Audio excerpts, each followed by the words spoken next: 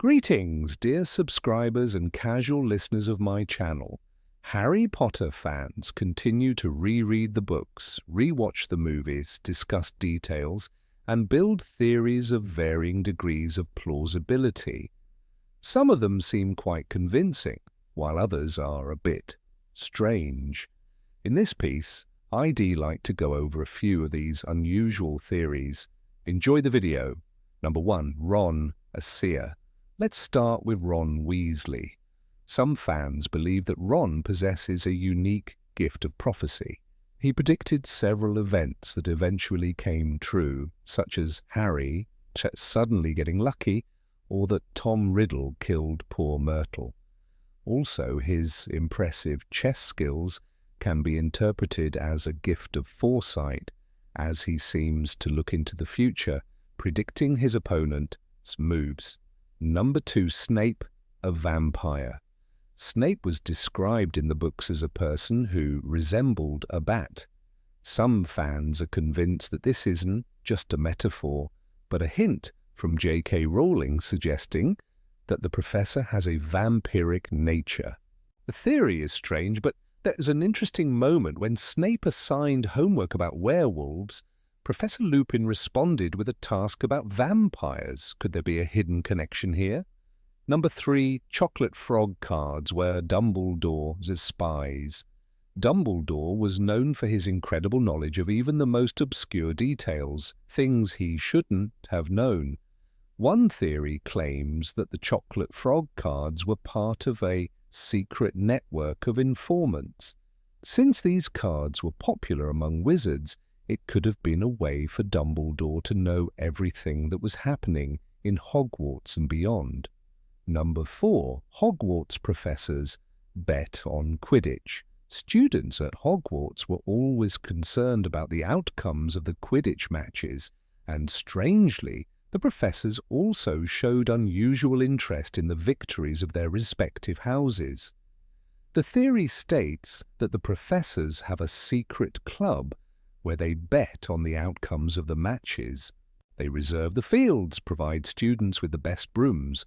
Who knows, maybe this is the reason for their passionate involvement? Number 5. Mrs. Norris, an animagus in love with Filch. Mrs. Norris Filch as cat raises many questions. One theory suggests that she's an animagus who ran away from a harsh life and decided to live with Filch. According to this theory, Dumbledore gave them shelter, and Mrs. Norris always remains a cat because it's safer for her that way. Strange, but it gives an interesting twist to the relationship between Filch and his pet. Number 6. Crookshanks, the Potter family cat. There's a strange theory that claims Crookshanks isn't just Hermione's pet, but the Potter family is cat. The reason is that Crookshanks was quite old, and it's mentioned that the Potters had a cat.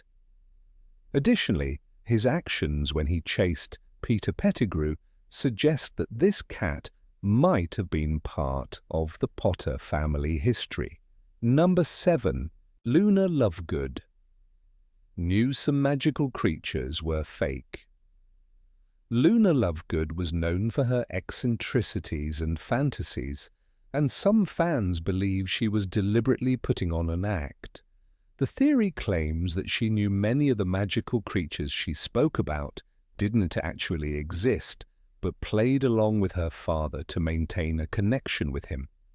She played her part, claiming to believe in Nargles and other fictional beings. Number 8. Hagrid was banned from magic by mistake. Rubeus Hagrid is known to be a half-giant, kind-hearted figure with a tragic backstory. He was expelled from Hogwarts after being accused of opening the Chamber of Secrets, and as a result was forbidden from using magic.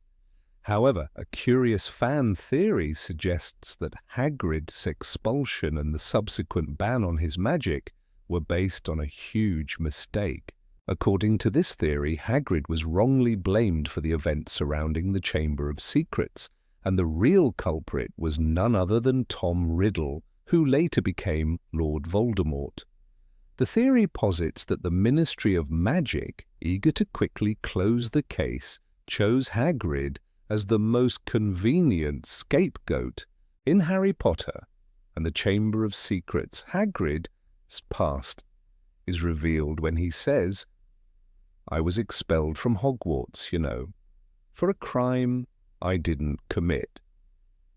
The idea that the Ministry never bothered to clear Hagrid, his name, and simply left him with the punishment of being banned from magic explains why Dumbledore continued to trust and support Hagrid throughout his life. Hagrid's deep connection to Dumbledore makes sense in this light, as the headmaster likely knew the truth and chose to keep Hagrid on as a professor, even allowing him to secretly perform magic when needed. Number 9. Argus Filch is a wizard who lost his memory. Argus Filch has always been one of the most mysterious and unlikable characters in the Harry Potter series. As the grumpy, often cruel caretaker of Hogwarts, he seems out of place in the magical world, especially given his bitterness towards the students who possess magical abilities. But one fan theory suggests a darker, more tragic reason behind Filch's resentment. He was once a wizard, but lost his magic due to a tragic accident. According to this theory, Filch's desire to control students and his hatred of magic stem from a deep, unresolved pain. The theory posits that Filch was once a talented wizard, but after a magical accident, possibly due to a misfired spell or a failed potion, he lost his magical abilities.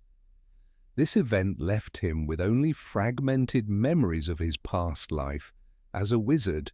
In Harry Potter and the Philosopher's Stone, Filch is constantly seen bitterly cleaning up after the students, and he seems frustrated by his inability to perform magic, often lamenting, quote, at the three. His frequent outbursts and cruelty could be attributed to the anger and confusion he feels about his lost identity. The theory continues by suggesting that Filch's apparent bitterness toward the students, especially those who possess magic, is fueled by his jealousy and the sense of loss. He sees in them what he once had and can never reclaim. In the Chamber of Secrets, when he tries to catch the students breaking the rules, his frustration is palpable. Quote 4. He mutters as if trying to remember something from his past life. His obsession with maintaining strict order in Hogwarts could be his way of compensating for the chaos and loss he feels inside. The idea of Filch as a broken man, forever searching for a magic he can no longer access, adds a tragic layer to his character, making his grumpy demeanor all the more poignant. Number 10. Dobby was a secret Malfoy agent. Dobby, the brave and beloved house elf, has captured the hearts of many fans, but some have a darker theory about his true allegiance. What if Dobby, despite his apparent loyalty to Harry Potter, was originally working for the Malfoys with a hidden agenda? According to this theory, Lucius Malfoy, ever the manipulative schemer, sent Dobby to Harry as a spy, hoping to subtly sabotage the young wizard. The idea is that Dobby's mission was to keep an eye on Harry, possibly to harm him indirectly, or gather information for the Malfoys.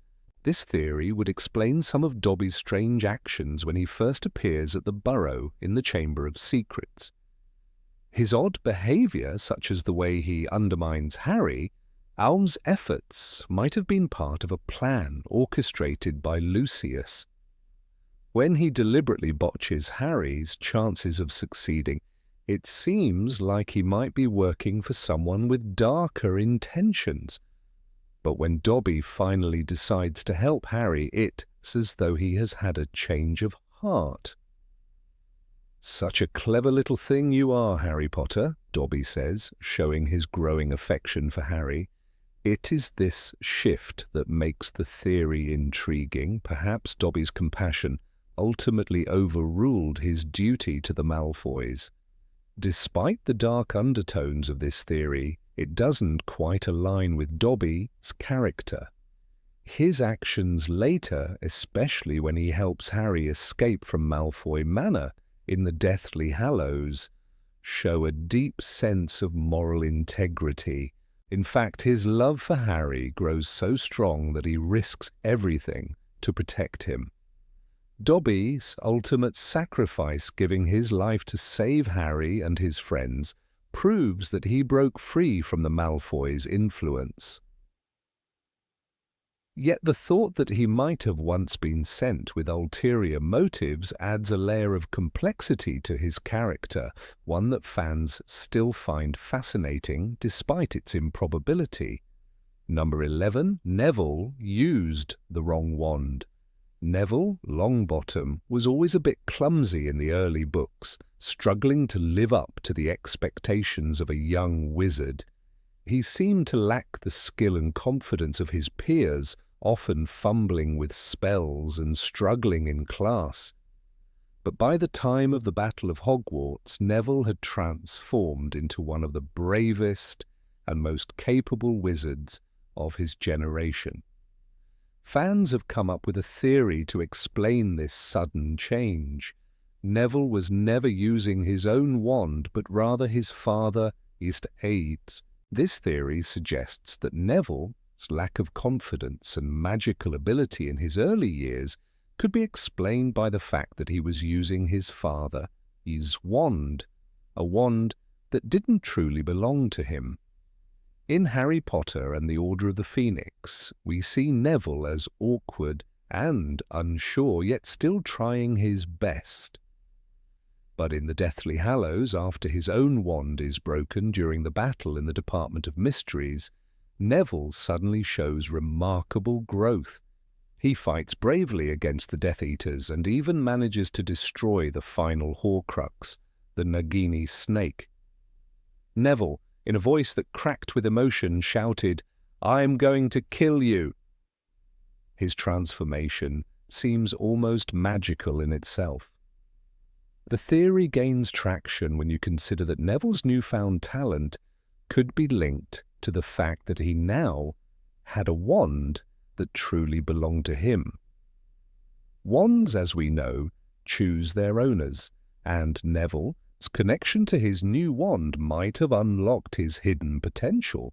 In the Deathly Hallows, when Neville triumphs over the Death Eaters, his courage and skills are no longer a surprise. Fans argue that the difference between Neville's early struggles and his later triumphs could be due to the fact that he was finally using his own wand, which allowed him to fully tap into his magical abilities.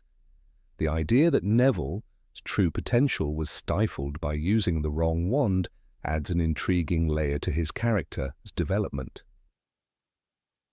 It helps explain why Neville, despite being raised in a family of powerful wizards, took so long to discover his own abilities. When he finally wields a wand that is his own, he becomes the hero he was always meant to be, defeating Voldemort's Horcrux and playing a key role in the defeat of the Dark Lord. It's a small change, but in the world of magic, it makes all the difference. Number 12. Dumbledore and Grindelwald made an unbreakable vow. One of the most compelling and dramatic theories in the Harry Potter fandom is that Albus Dumbledore and Gellert Grindelwald were bound by an unbreakable vow not to harm each other.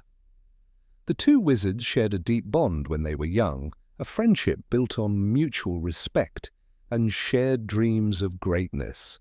However, their relationship took a dark turn when their visions of power diverged. The theory suggests that before their falling out, Dumbledore and Grindelwald made an oath that they would not cause each other harm, making their eventual confrontation even more tragic. This theory gains traction when considering Dumbledore's reluctance to duel Grindelwald for so long. In Harry Potter and the Deathly Hallows, we learn that Dumbledore could have fought Grindelwald years earlier, but he hesitated. His eventual battle with Grindelwald was not just about their opposing ideals, it was bound by something deeper. Dumbledore's guilt over his past connection with Grindelwald and the complicated nature of their bond might have prevented him from confronting his former friend until it became absolutely necessary. "You were the one who was going to stop him," Harry says, trying to understand the weight Dumbledore carried. The theory suggests that it was only after a series of magical actions, including the breaking of the Elder Wand's power, that Dumbledore could overcome the limitations of this vow. In Harry Potter and the Half-Blood Prince, Dumbledore reveals the struggle he faced, acknowledging that some of his decisions were made not just with the best of intentions, but with the weight of the unspoken bond with Grindelwald. "I was too weak," Dumbledore admits, confessing the complexity of their shared history. The unbreakable vow theory deepens the tragic nature of their relationship. It adds layers to their past, transforming their rivalry into a story of love, betrayal, and regret.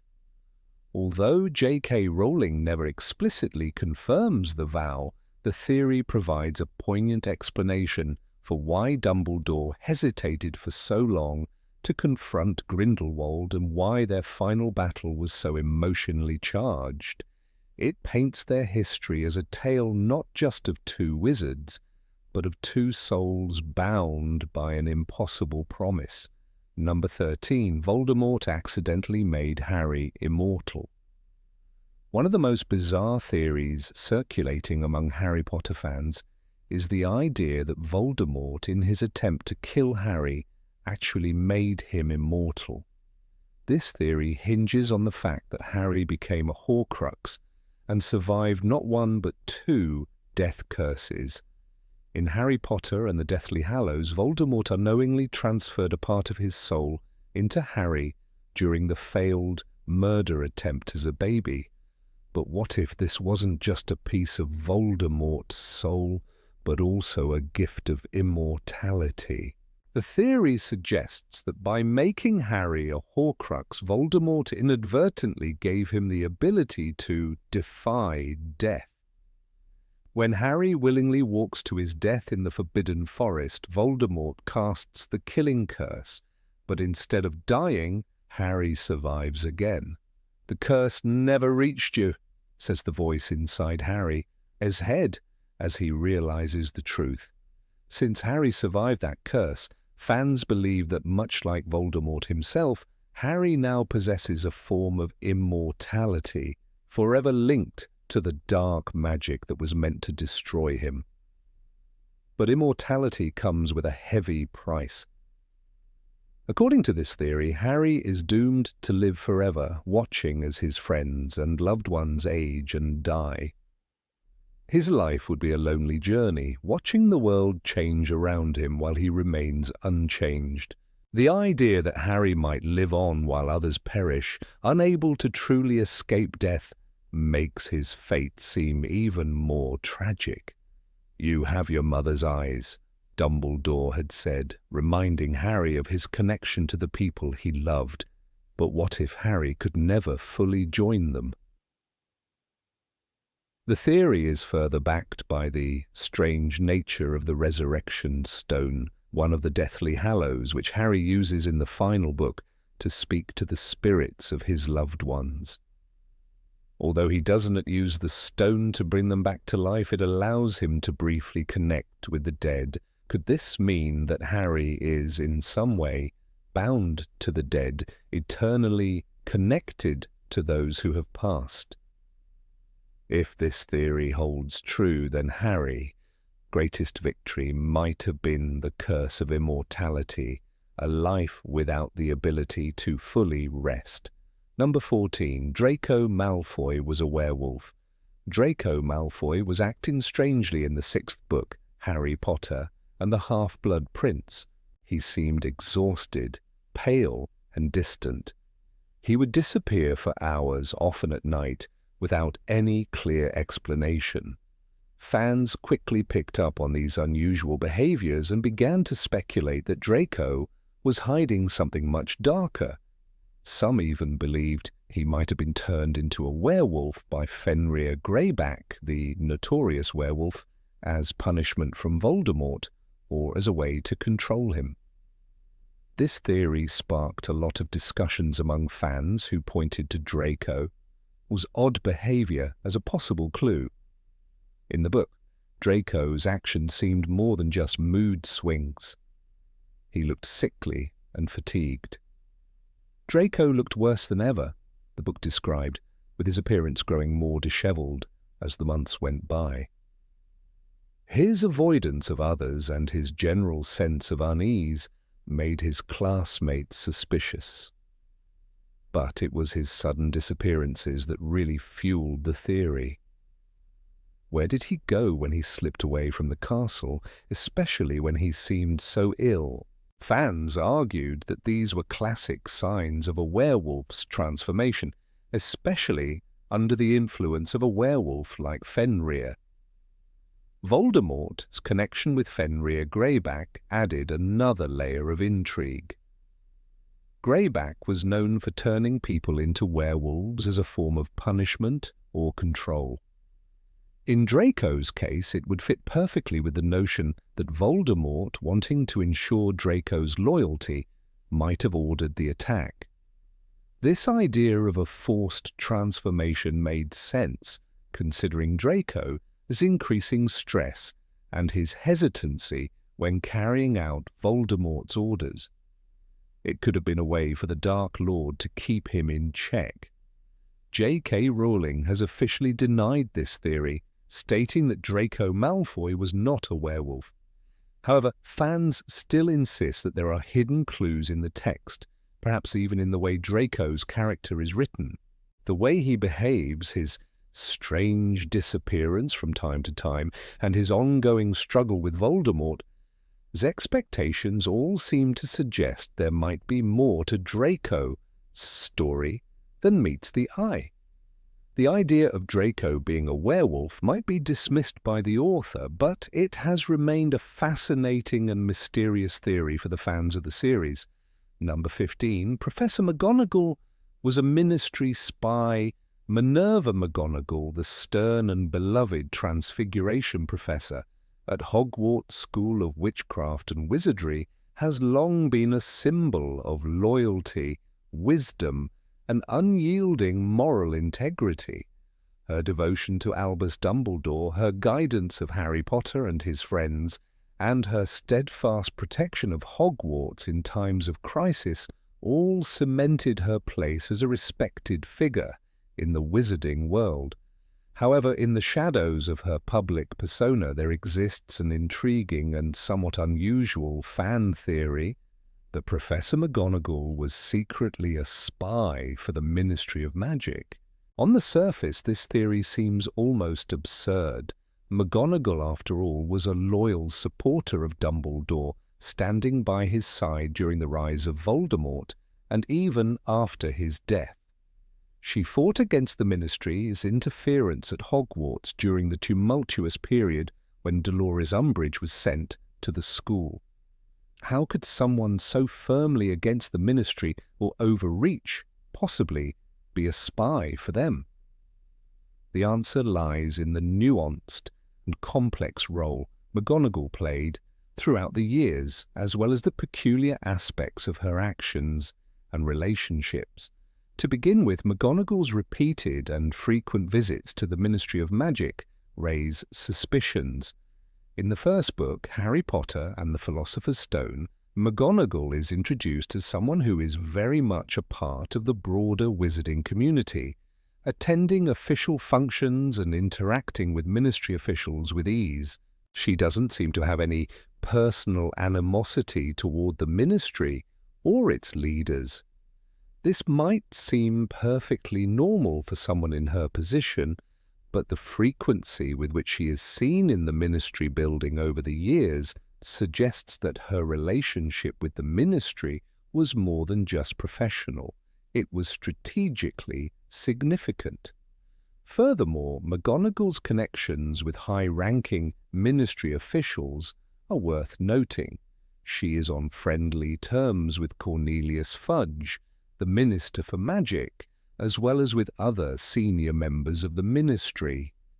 Her ability to move in such circles with apparent ease could suggest that she had a deeper role to play than simply a concerned citizen or educator.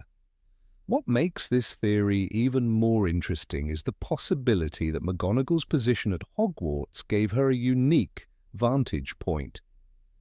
She had access to Dumbledore, the most powerful and influential wizard of his time, and could act as a quiet informant within the Ministry itself.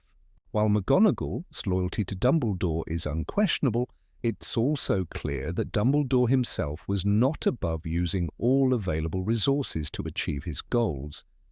Dumbledore's strategic genius and understanding of the Ministry, his inner workings, were fundamental in his fight against Voldemort, and he often had to work around or manipulate the Ministry to achieve his aims.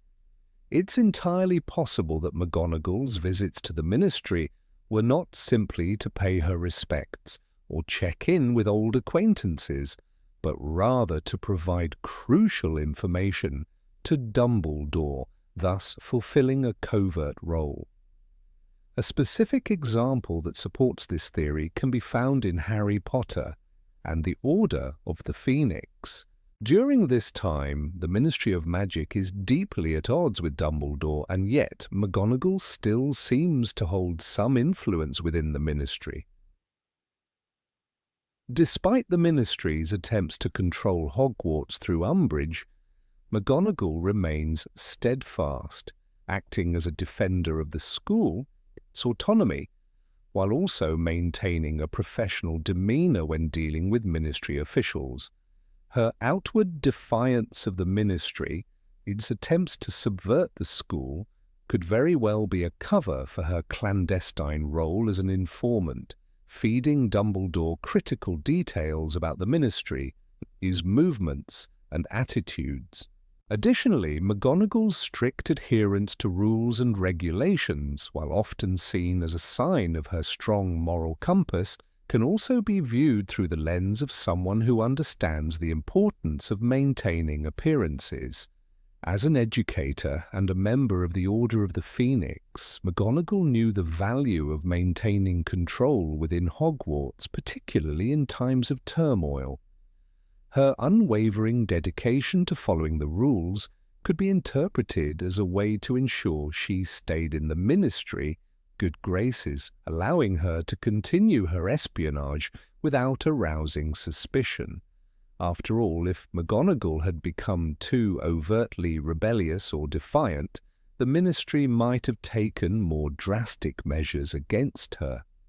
One of the most compelling aspects of McGonagall's role as a possible spy is the duality of her character. On one hand, she is a staunch supporter of Dumbledore and a member of the Order of the Phoenix, working against the Ministry suppressive regime. On the other hand, she is a teacher at Hogwarts, a respected figure who works within the very system she is sometimes working against. This balance of loyalty and subterfuge is a hallmark of a covert agent, and it fits neatly into the idea of McGonagall as a spy. The Ministry's failure to recognize the gravity of Voldemort's return in the Goblet of Fire also highlights the limitations of the Ministry as bureaucratic mindset. The Ministry, under the leadership of Fudge, refused to believe Dumbledore's warnings about Voldemort's return, and instead they took measures to undermine his influence. This is where McGonagall's role as an insider comes into play. While Fudge and other Ministry officials turned a blind eye to the growing threat, McGonagall was likely in a position to act as a quiet informer, ensuring that Dumbledore received the information he needed to prepare for the battle ahead. Number 16, Dumbledore is a time traveler. In the magical world of Harry Potter, where nothing is truly what it seems, there are many hidden truths that may go unnoticed by those who do not look carefully. One of the most intriguing theories to have arisen among fans of J.K. Rowling's series is the idea that Albus Dumbledore, the wise and beloved headmaster of Hogwarts, might not just be a skilled wizard, but rather a time traveler desperately trying to change the past and prevent the tragedies that have shaped his life. This fan theory posits that Dumbledore's wisdom and seemingly perfect composure are not merely the results of age, but the consequence of his repeated journeys through time. Time travel, it seems, has become an essential tool for him, as he attempts to rewrite history and shape a future where the dark forces of the wizarding world do not dominate. Albus Dumbledore, with his carefully groomed beard and kind eyes, often comes across as an enigmatic figure. He is more than just the powerful wizard we meet in the books. He is a figure of immense knowledge, peace, and serenity. Someone who has seen it all and still stands strong. But what if his extraordinary calm and understanding are not merely a result of his years of experience? What if they are the product of his manipulation of time itself? The theory suggests that Dumbledore's wisdom comes not from living a long life, but from having lived many lives, each one shaped by the mistakes and lessons he learned from his past attempts at altering events. This theory offers a fascinating new perspective on Dumbledore's character, transforming him from a simple mentor into a tragic hero who has experienced far more than he should have. At the heart of this theory lies the tragic death of Dumbledore's sister, Ariana, and his deep guilt over her demise. Ariana's death was a consequence of an attack by Muggle men when she was a child, an event that shattered her life and led her to become mentally unstable. Dumbledore, as a young man, was unable to stop the attack, and it is said that he could never forgive himself for not protecting her. Ariana's death left a wound in his heart, one that he could never truly heal. The idea that Dumbledore may have attempted to travel back in time to prevent her death is compelling. Perhaps in his younger years he realized that no amount of magic could truly heal the scars of the past, and so he began experimenting with time travel, seeking to change the events that led to Ariana's untimely demise. Dumbledore's obsession with time travel is also seen in his involvement with the mysterious time turner that Hermione Granger used in her third year. The time turner, a device that allows its user to travel back in time, is central to the plot of Harry Potter and The Prisoner of Azkaban, where Harry and Hermione use it to save Sirius Black and Buckbeak. While the time turner is a magical artifact, its use suggests that Dumbledore, having such knowledge of time travel, might have already been using it for his own purposes. He is the one who arranges for Hermione to use the device, suggesting that he has an intimate understanding of the consequences of altering the past and the potential for fixing past mistakes. It is not hard to imagine that Dumbledore, always looking for ways to change history, might have used the time turner himself in secret. Dumbledore's obsession with preventing tragedies also seems to explain his interactions with Tom Riddle or Lord Voldemort. It is clear from their early encounters that Dumbledore knew how dangerous Riddle was, but he chose not to act immediately, allowing Voldemort to rise to power. According to the fan theory, this is because Dumbledore had already seen many potential outcomes, and understood that in order to prevent Voldemort from rising, certain events needed to unfold in a specific way. In his travels through time, Dumbledore would have witnessed the consequences of every possible choice and understood that sometimes things must get worse before they can get better. This philosophy of inaction, though it may seem cold to others, is rooted in Dumbledore's deep knowledge of the future. He knew that a decisive intervention might have led to even worse consequences, but he also knew that every step he took brought him closer to creating a future free from Voldemort's grasp. In Harry Potter and the Half-Blood Prince, when Dumbledore is dying from the curse placed on him by the Cursed Ring, which was once part of Voldemort's Horcrux, there is a moment where Dumbledore seems to be reflecting on his past and the decisions he made.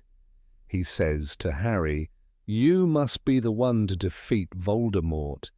This could be seen as a moment of clarity where Dumbledore realizes that the time has come for someone else to carry the burden of stopping Voldemort, and that he, too, must face the consequences of his actions. Perhaps Dumbledore's actions throughout the books were not random, but rather carefully planned attempts to guide Harry Potter and his friends toward the ultimate defeat of Voldemort. In this light, Dumbledore's own death becomes a calculated move in his larger scheme, a part of his master plan to ensure that the right people are in place to confront Voldemort when the time comes. Number 17. Molly Weasley used love potions. Molly Weasley, a beloved figure in the Harry Potter series, is renowned for her maternal care and incredible cooking skills. Her comforting presence as the matriarch of the Weasley family is unmistakable, often seen in her bustling kitchen where she prepares hearty meals for her husband, children, and anyone who walks through the door. However, a peculiar fan theory has emerged over the years that casts a new light on her culinary expertise. This theory suggests that Mrs. Weasley may have been secretly using love potions in her cooking, not just to nourish her family, but to subtly influence their relationships and strengthen the bonds within the household. The idea of love potions in the wizarding world is not entirely far-fetched. Throughout the series, we see various characters encountering the effects of these magical concoctions. One of the most notable references comes when Harry, Ron, and Hermione find themselves facing the consequences of love potions during their time at Hogwarts. In Harry Potter and the Half-Blood Prince, we witness the disastrous effects of a love potion when Ron is accidentally dosed with it, leading to his infatuation with Romilda Vane. Hermione, ever the cautious and pragmatic character, is quick to warn Ron about the dangers of love potions, stating that they are dangerous and can cause chaos in relationships. In the book, she says, "Love potions are dangerous and they were illegal for a reason. They can mess up people, lives in ways you can't imagine." This warning from Hermione, a character who is highly aware of the complexities of magic, makes one wonder if love potions are as harmless as they may seem, or if they are a subtle force influencing relationships in more ways than we realize. This theory takes root when we look at the Weasley family dynamics and some of the curious relationships that develop over the course of the series. Molly's ability to maintain a tightly knit family, even amidst the chaos of the Wizarding War, seems almost too perfect. What if the reason for this familial bond wasn't just her love and care, but the subtle influence of a magical potion? One of the most intriguing aspects of this theory is the bond between Ginny Weasley and Harry Potter. Ginny's infatuation with Harry is well documented throughout the series, with her feelings for him developing from a young age. From the moment she meets Harry, she harbours a crush which is both innocent and endearing. However, by the time they reach their 6th year at Hogwarts, Ginny's attraction to Harry has blossomed into a full-fledged romance. While this development is natural in many ways, it also feels unusually swift, especially considering Harry's initial lack of interest in her. Fans have pointed out that Ginny's sudden obsession with Harry, particularly after they begin dating in Harry Potter and the Half-Blood Prince, could be attributed to a subtle form of magical influence, perhaps a love potion that Mrs. Weasley slipped into her food. The idea of a mother's desire to influence her children's relationships is not new in fiction, and the concept of a mother using magical means to ensure the happiness and success of her family is a compelling one. Molly Weasley, after all, is a woman who goes to great lengths to protect her children, even to the point of offering to fight in the Battle of Hogwarts despite her age and the danger involved. Could her fierce protective nature extend to manipulating the romantic lives of her children? The theory suggests that her love for Harry, along with her desire to see Ginny in a stable and happy relationship, might have driven her to take extreme measures. After all, Ginny's relationship with Harry is central to her life and happiness, and it's not hard to imagine Molly wanting to encourage this union, even if it meant using a bit of magical assistance. Similarly, the relationship between Hermione Granger and Ron Weasley is another point of interest in this theory. Throughout the series, it is clear that Hermione has deep feelings for Ron, even if she never fully admits it to him. Ron, for his part, is often oblivious to Hermione's feelings, a common theme in the early books. However, by the time they reach Harry Potter and the Deathly Hallows, Ron and Hermione are a couple, and their relationship, which was once filled with tension and misunderstandings, finally blossoms. This sudden romantic development raises eyebrows, especially when we consider that Hermione had warned Ron about the dangers of love potions earlier in the series. Could it be that Mrs. Weasley, noticing the growing tension between Ron and Hermione, subtly nudged things in the right direction with the help of a carefully timed love potion? There is a scene in Harry Potter and the Half-Blood Prince where Ron consumes a chocolate frog that has been laced with a love potion, mistakenly thinking it is a regular treat. The result is a moment of intense infatuation with Romilda Vane, which is only reversed when he consumes the antidote.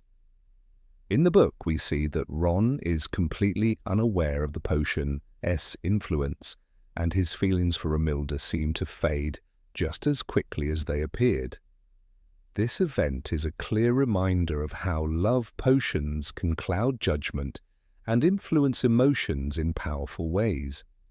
Could Molly have used a similar potion to subtly influence the romantic connections within her family, ensuring that her children, as relationships followed a path that she believed to be ideal?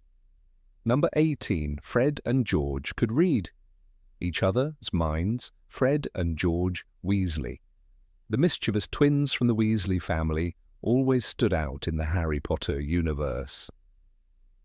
Their dynamic was unlike any other sibling relationship, leaving fans to wonder about the secrets hidden beneath their carefree and hilarious exterior. They weren't merely two brothers, they were a single, cohesive unit, almost as if they shared a mind. This led to the creation of a peculiar yet captivating fan theory. Fred and George were telepathic.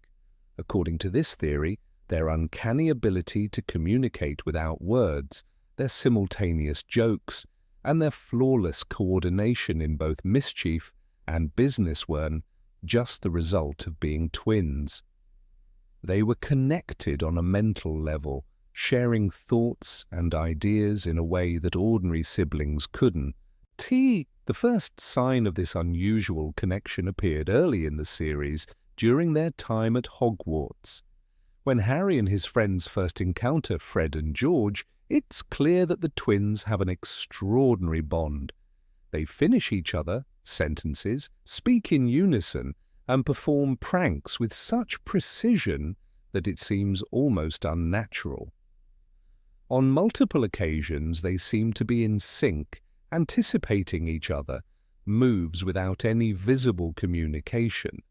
It is almost as if they have a shared consciousness. Take, for instance, the moment when the twins unveil their skiving snack boxes to their mother, Molly Weasley. As Fred excitedly describes the products to her, George steps in to continue his thoughts, never missing a beat. The flow between them is so seamless that it almost feels rehearsed, as if they had mentally synchronized their presentation. It's not just during their pranks or entrepreneurial ventures that Fred and George, as telepathic abilities, seem evident. The twins share a deep emotional understanding of each other, one that transcends words. Their actions, gestures, and even glances appear to communicate entire conversations. For example, when Fred and George decide to leave Hogwarts during the final battle against Umbridge, they share a brief, almost imperceptible glance, and the next thing anyone knows, they've both made the bold decision to abandon their final year. No words are exchanged, yet they are entirely on the same page. This level of trust and coordination could be easily dismissed as sibling loyalty. But when you consider the intensity with which they act in unison, it begins to look less like mere coincidence and more like a shared mental connection. Perhaps the most telling moment of their presumed telepathic connection comes after Fred's death in the final book, Harry Potter and the Deathly Hallows. George's heartbreak is palpable, and he's left with a deep sense of loss. However, as the way George reacts to Fred, as absence that further fuels the theory. In a particularly emotional moment, George struggles to make sense of the world without his twin. The bond they shared was so close, so unbreakable, that George's grief manifests in a way that seems to hint at something more than just sibling love. Fans have speculated that George, even in his grief, might still feel Fred's presence, as if a part of Fred's essence, perhaps their shared connection, remained with him despite Fred's physical absence. The theory goes even deeper when you consider the twins' extraordinary success in business. Their joke shop, Weasley's Wizard Wheezes, is a clear example of how their telepathic connection could have played a pivotal role in their entrepreneurial success. It's not just that Fred and George are talented and clever, it's that they seem to operate as a unified force.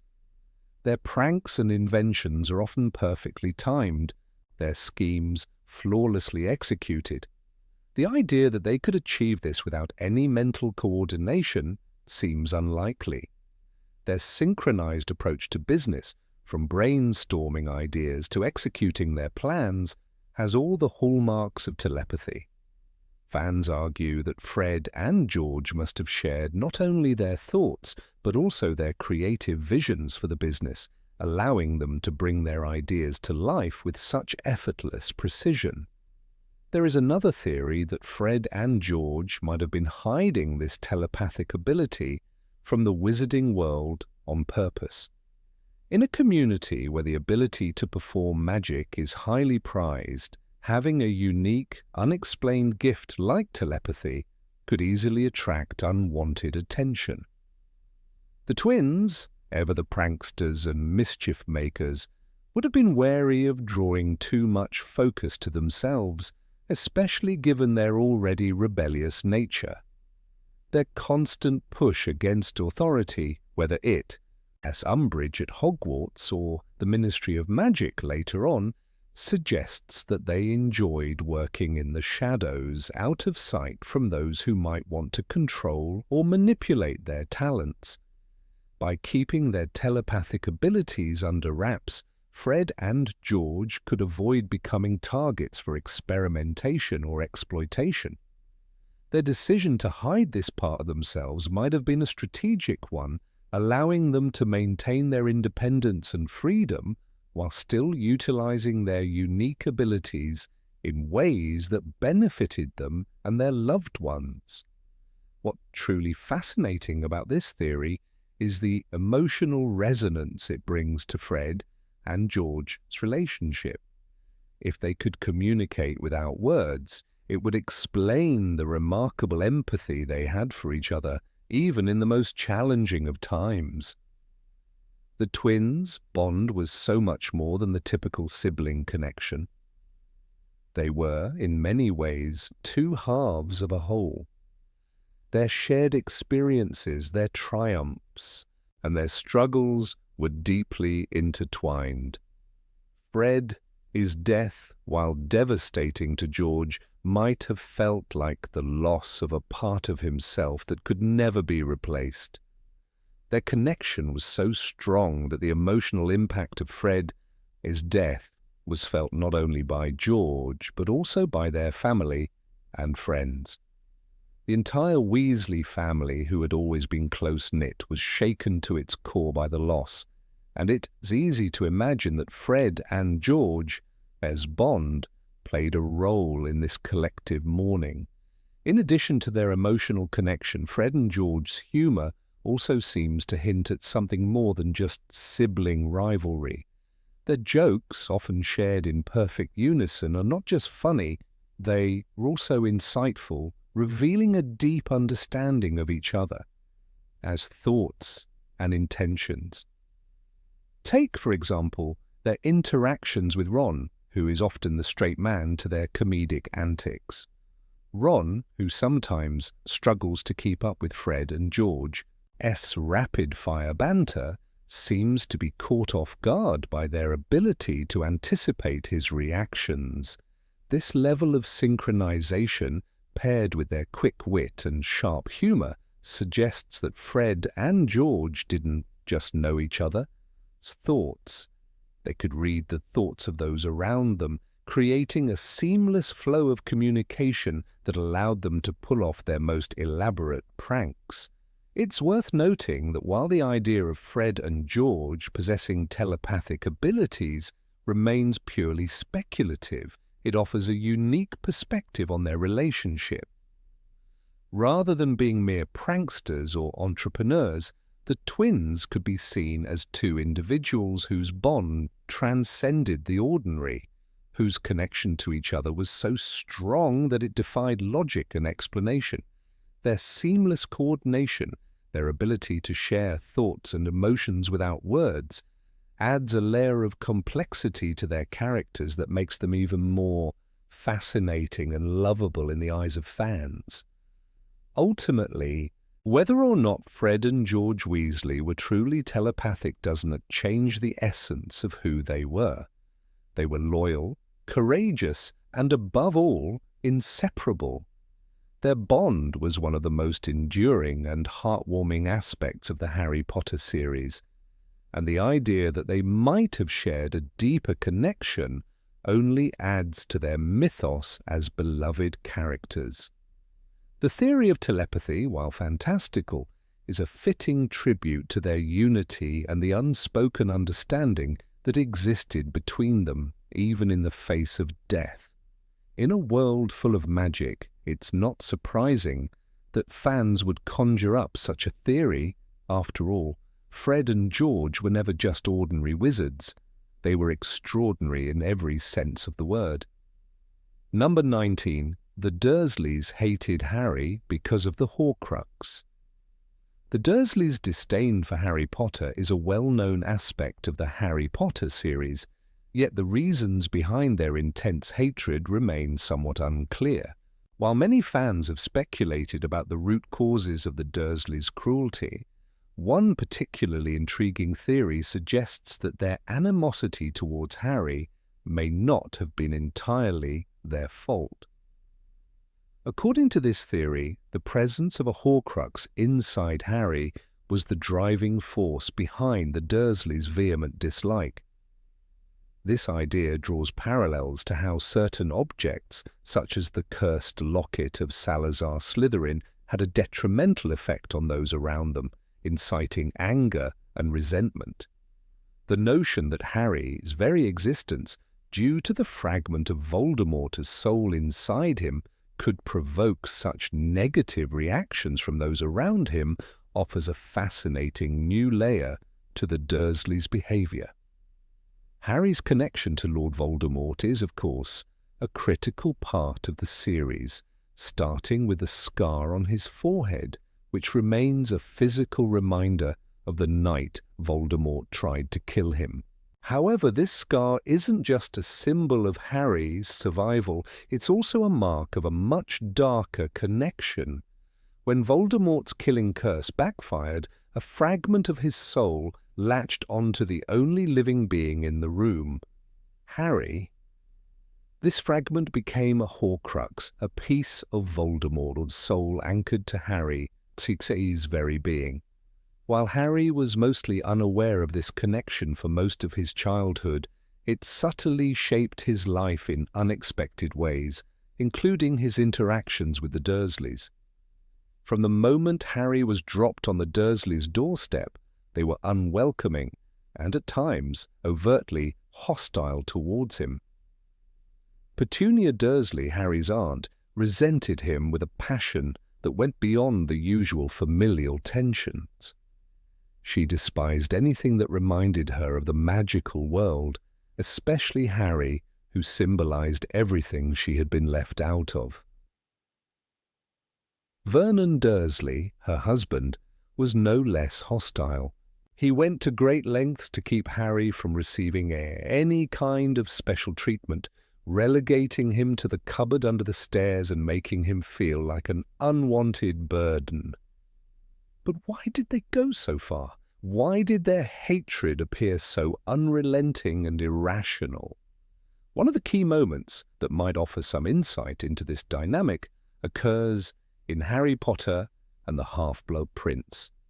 Harry, Ron, and Hermione are in the midst of their mission to destroy Voldemort, these Horcruxes. During their journey, they find the cursed locket of Salazar Slytherin, and when they wear it, they experience an overwhelming sense of anger and frustration. The trio begins to argue with each other, their emotions running high, and they struggle to maintain their friendships. This cursed object plays a pivotal role in their strained relationships, pushing them to be more aggressive and irritable than usual. It's clear that the locket itself has an influence on their behavior, causing them to act out of character and turning their emotions against one another. The effects of the locket are particularly striking, as the trio, normally so close, begin to tear at each other in ways they never had before.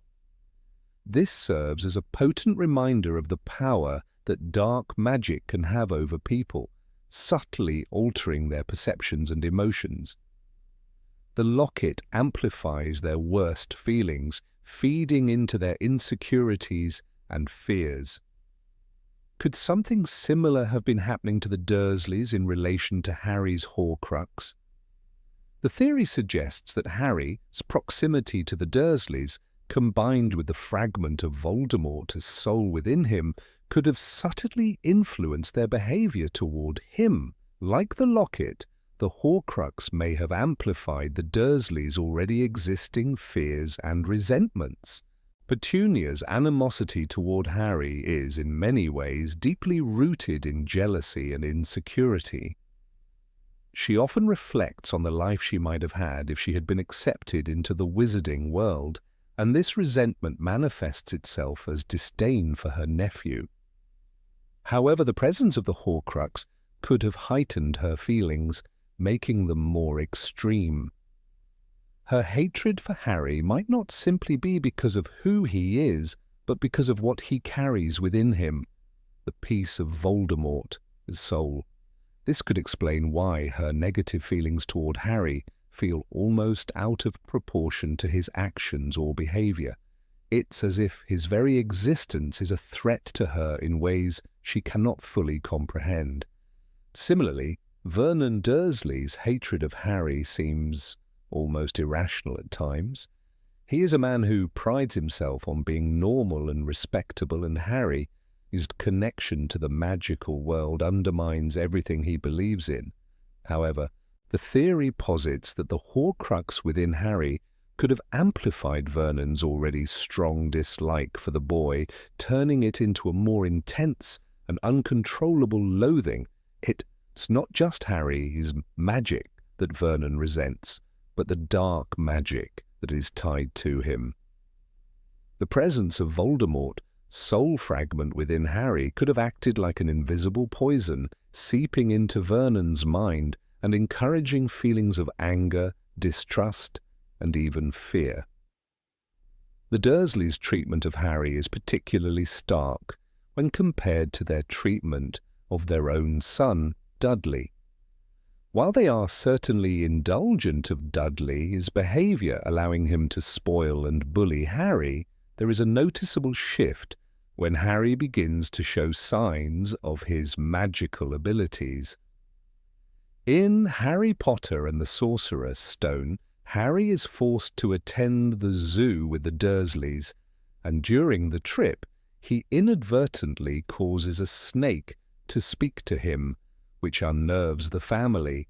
Vernon and Petunia respond with anger and frustration, not understanding what is happening to their nephew. In a sense, their fear of Harry's magic is mixed with a deep-seated dread of the unknown, and this fear is made all the more potent by the dark influence of the Horcrux inside him. As the series progresses, the Dursleys' attitudes toward Harry become increasingly difficult to justify through mere familial resentment. The theory that the Horcrux inside Harry is responsible for at least part of the Dursleys' hatred gives their behavior a more sinister edge. The idea that the Horcrux might have been causing these feelings of animosity adds a layer of complexity to the Dursleys' relationship with Harry.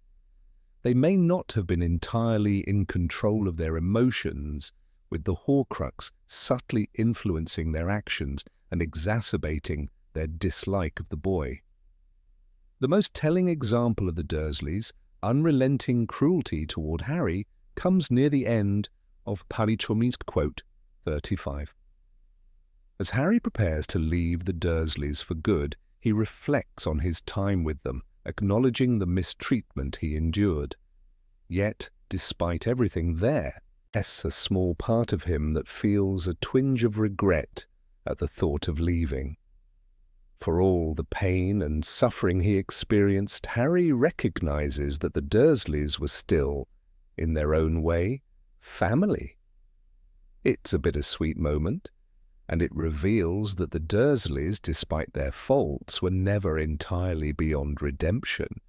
However, the lingering effect of the Horcrux's influence on their emotions is a reminder of just how deeply the magic of Voldemort's soul has permeated their lives. In conclusion, the theory that the Dursleys' hatred for Harry was not entirely their own fault, but rather the result of the dark influence of the Horcrux adds a fascinating layer of complexity to their relationship.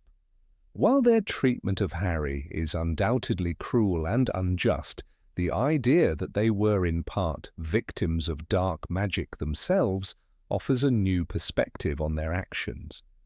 Whether or not this theory is true, it serves as a reminder of the far-reaching consequences of Voldemort's malevolent power and the way it influenced not only Harry, but also those around him, Number 20. Hermione is the reincarnated daughter of J.K. Rowling. A peculiar theory has been circulating among Harry Potter fans for some time now, one that suggests a fascinating and highly unusual connection between Hermione Granger and J.K. Rowling herself. According to this fan theory, Hermione is not merely a fictional character, but is in fact a reincarnation or an autobiographical representation of Rowling's daughter placed into the wizarding world to experience a childhood and a life that Rowling might have wished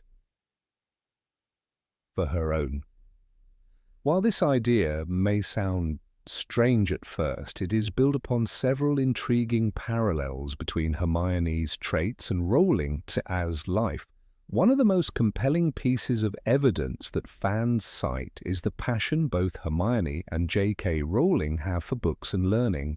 In the very first book, Harry Potter and the Philosopher's Stone, Hermione is described as someone who would rather read than do almost anything else. When Harry and Ron first meet her, they are struck by her vast knowledge of magical creatures, spells, and the wizarding world in general. Her overwhelming desire to know everything is not just a trait of a young, enthusiastic student. It feels like something deeper, something that could easily be a reflection of Rowling's own love for reading and writing. Hermione's constant need to read and learn echoes Rowling's own passion for literature that she demonstrated even from an early age.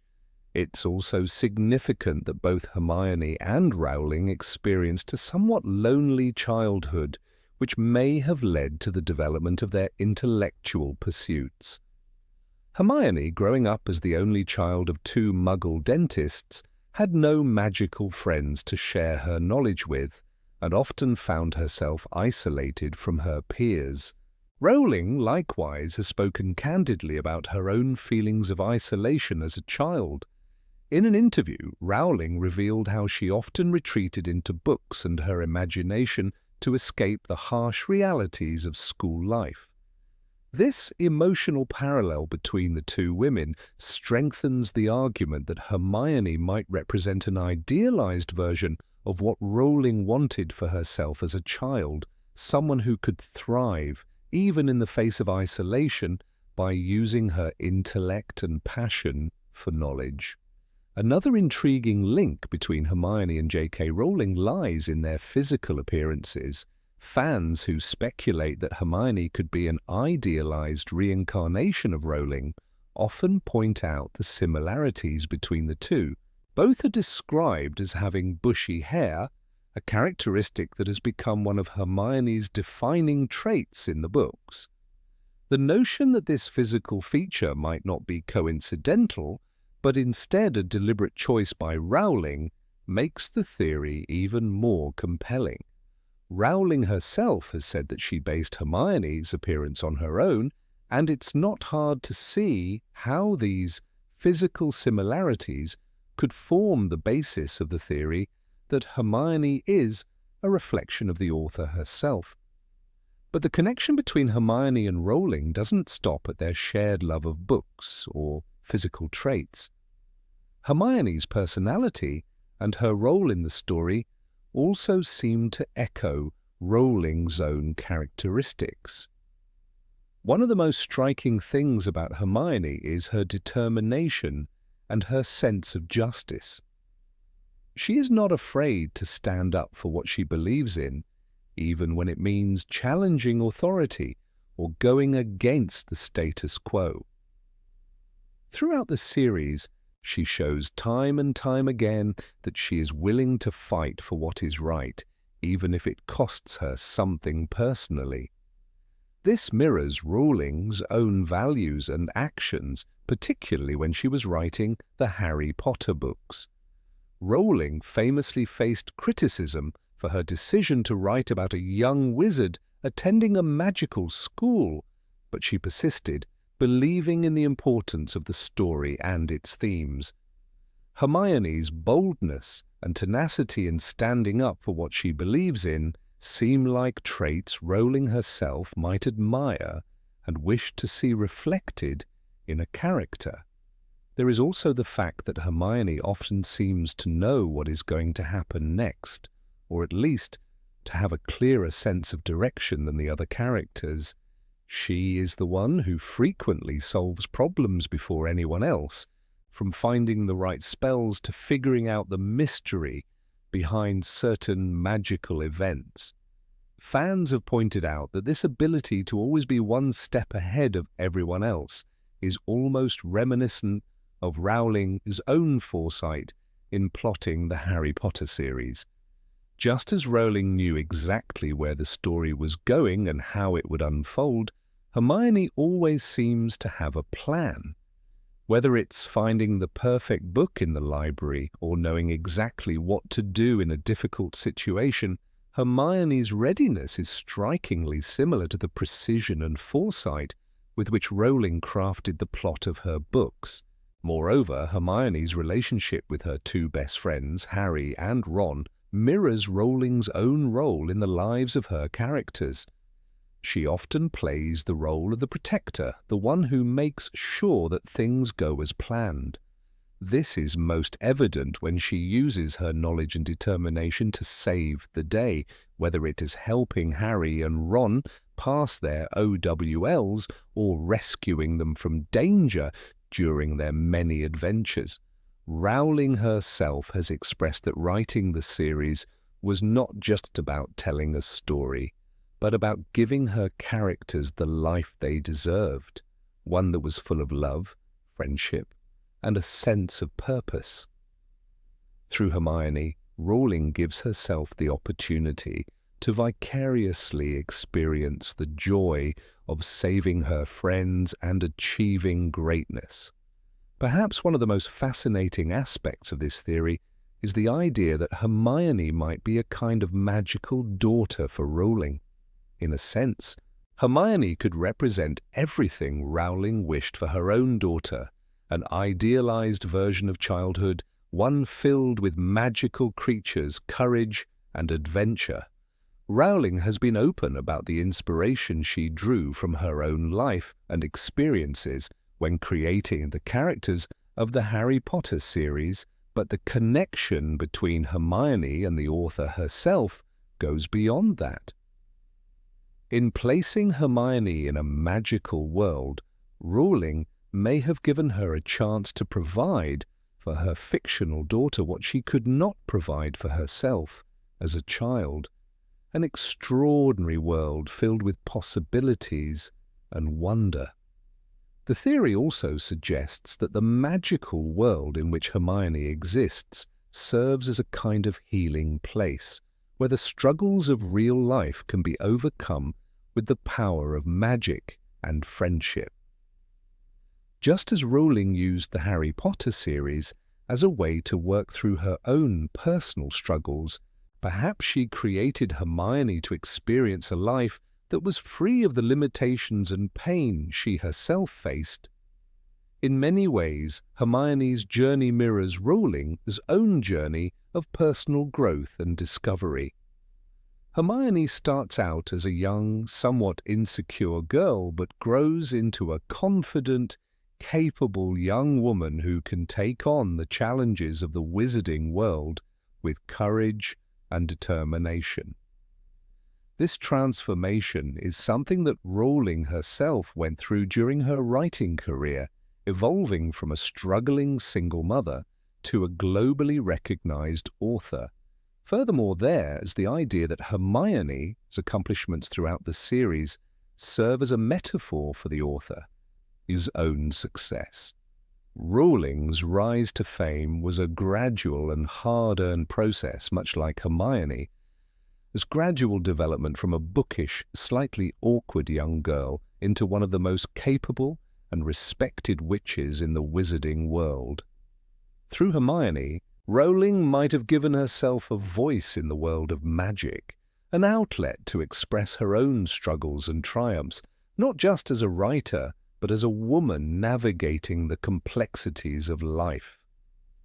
Even in the way Hermione interacts with others there, It's a certain sense of protection and nurturing that mirrors Rowling's own experiences as a mother. Hermione's fierce loyalty to her friends, especially to Harry, is one of her most endearing qualities. She is always there for him, supporting him through his darkest moments and helping him overcome the challenges that arise. In a similar way, Rowling has often expressed her desire to protect her own family, particularly her children, from the pressures and dangers of the world. In the end, the idea that Hermione is a reflection of J.K. Rowling is a fascinating one, blending elements of autobiography, fantasy, and wish fulfillment. Whether or not this theory holds true, it provides a deeper look into the psyche of the author and the ways in which she poured herself into the characters she created. It suggests that through Hermione, Rowling not only created a powerful, independent character, but also an idealized version of herself, one who could live the magical life she imagined and experience the wonders of the wizarding world in a way that was both fulfilling and redemptive. Number 21, Voldemort is a descendant of Grindelwald. Voldemort and Grindelwald, two of the most notorious dark wizards in the wizarding world. Both were born with a thirst for power, a sense of superiority, and a drive that led them to seek control over both the magical and non-magical worlds. But what if their connection ran deeper than just their shared ideology? What if there was a blood link between them, making their paths even more intertwined? This fan theory suggests that Tom Riddle, later known as Lord Voldemort, could be a distant descendant of Gellert Grindelwald, a link that might explain much about his personality, ambitions, and ruthless quest for dominance. The theory begins with the striking parallels between the two dark wizards. Both Grindelwald and Voldemort believed in the idea of the quote 41 few. They held the view that only those of great magical ability, those with the potential for greatness, were worthy of ruling. Grindelwald, in his early years, had a vision of a new world order, one in which wizards would govern muggles for the Chaos Quote 42.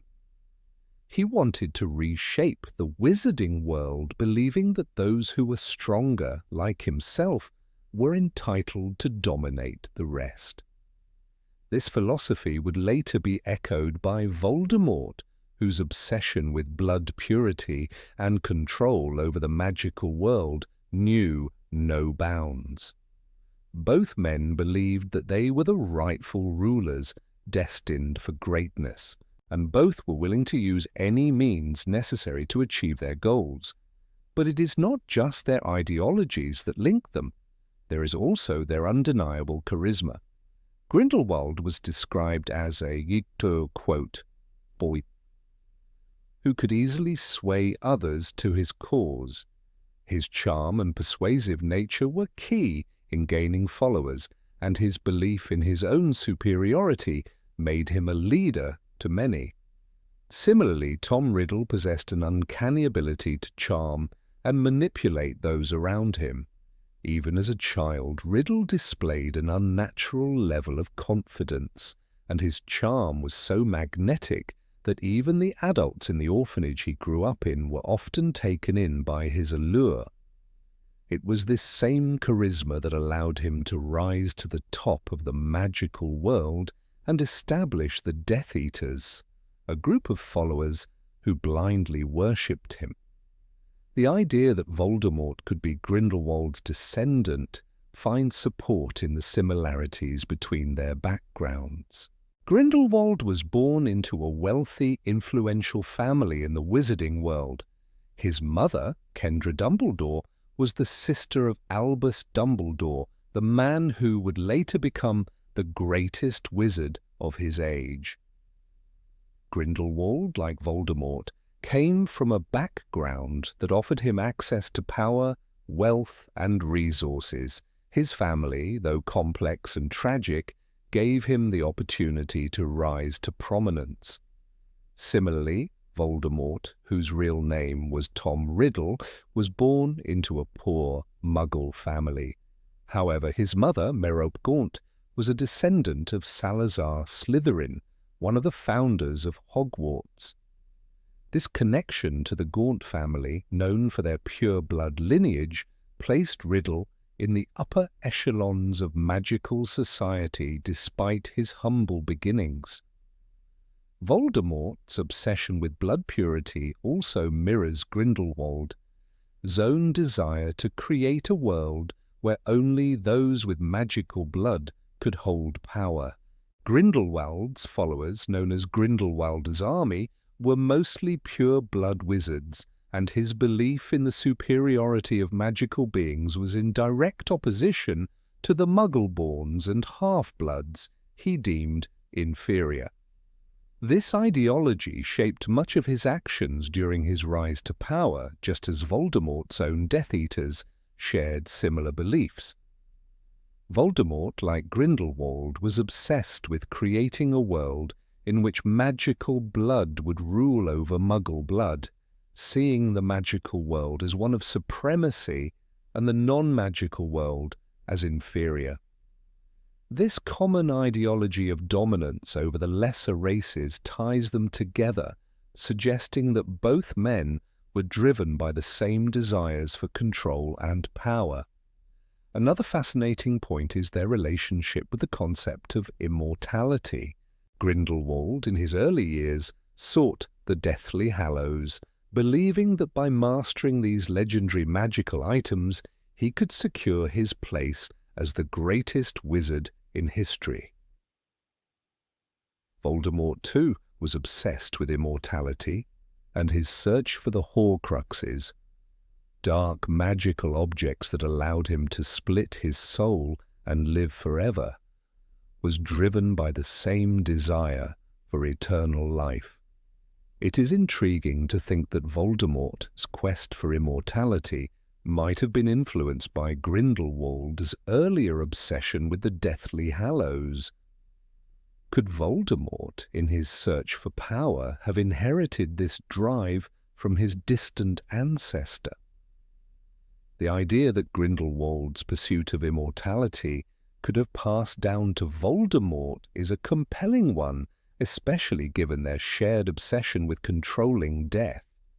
In addition to their shared desires for power, blood purity, and immortality, there is also the question of family. Grindelwald had a complex family history. His father, Percival, was imprisoned for attacking Muggles in retaliation for the assault on his daughter, Ariana. This left Grindelwald and his brother Aberforth to grow up in a broken home, with Grindelwald developing a deep resentment toward his family, particularly his brother Albus. His relationship with his family, especially his brother, was marked by tension, betrayal, and a thirst for revenge. Similarly, Voldemort's family was marred by tragedy and dysfunction. His mother, Merope Gaunt, was a victim of abuse and neglect, and his father, Tom Riddle Sr., abandoned her when she became pregnant. This history of broken families and dysfunctional relationships may have contributed to their shared desire for power. Both men were, in a sense, trying to create their own, each, quote, 49-dragic world, free from the pain and dysfunction of their familial backgrounds. The most compelling piece of evidence for the theory that Voldemort might be Grindelwald's descendant lies in the similarities between their actions and their eventual downfalls. Grindelwald, who was once a powerful dark wizard, was defeated by Albus Dumbledore in a legendary duel. He spent the rest of his life in prison, isolated and defeated. Similarly, Voldemort, who had risen to become the most feared dark wizard of his time, was ultimately defeated by Harry Potter in a final battle that marked the end of his reign of terror. Both men in their lust for power, were brought down by the very forces they sought to control. In the end, the fan theory that Voldemort is a descendant of Grindelwald may never be confirmed in J.K. Rowling's canon. However, the striking similarities between these two dark wizards, their ideologies, their thirst for power, their obsession with blood purity and their manipulative charismas, make it an intriguing possibility. The idea that Voldemort could be the descendant of Grindelwald offers a new lens through which to view both characters, adding depth and complexity to their already multifaceted personalities. While this theory may remain speculative, it certainly raises questions about the nature of power, bloodlines, and the darkness that resides within the hearts of the most dangerous wizards in history. Number 22. Fawkes the Phoenix was once a wizard. There is an intriguing fan theory surrounding Fawkes, the phoenix that serves as Albus Dumbledore's companion and loyal helper. According to this theory, Fawkes is not merely a magical creature but a cursed wizard who chose the form of a phoenix to atone for past sins. The theory draws on the idea that some wizards, when faced with the consequences of their actions, become ghosts. Fawkes, in a similar fashion, became an immortal bird as a form of penance. This theory is not only captivating because of the magical elements at play, but also because it adds an emotional depth to Fawkes' relationship with Dumbledore. Let us delve into this theory and explore why it might make sense, supported by specific examples and insights from the Harry Potter universe. The first significant piece of evidence supporting the theory lies in Fawkes' unique attachment to Albus Dumbledore. Throughout the series, we see that Fawkes is not simply a bird, he is deeply connected to Dumbledore, and this bond goes beyond the usual relationship between a wizard and his magical creature. This connection is most apparent when Fawkes, at Dumbledore's side, sings a song of mourning after his master, death. This moment is not just a sign of grief from a magical creature, it seems to imply a deeper, more intimate connection, almost as if Fawkes has known Dumbledore for a far longer time than any ordinary phoenix would have. In fact, Fawkes' loyalty and deep emotional attachment to Dumbledore may be explained if we view Fawkes not just as a magical creature, but as someone who, in a past life, may have had personal ties to Dumbledore. Another compelling point in favor of this theory is Fawkes' ability to heal. His tears possess incredible restorative properties, capable of healing wounds and curing poison. This ability to heal is not typical for all magical creatures and seems to carry significant weight within the context of the wizarding world. Healing, as we know, is a noble and virtuous act, often associated with those who have made amends or are seeking redemption. This aligns perfectly with the theory that Fawkes is not merely a creature of magic, but a being trying to atone for the wrongs of his past. By offering healing to others, Fawkes might be symbolically seeking to heal the scars of his own previous transgressions. The idea of Fawkes as a cursed wizard who is using the phoenix form to redeem himself also aligns with another aspect of his character, his ability to burst into flames and regenerate.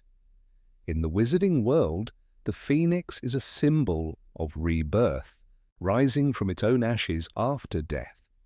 This transformation can be seen as a metaphor for the wizard's own spiritual rebirth. Fawkes' cycle of death and rebirth could represent his continual attempts to redeem himself for past misdeeds. This process mirrors the way some wizards, like nearly headless Nick, have been unable to move on, haunting the world as ghosts forever burdened by their past.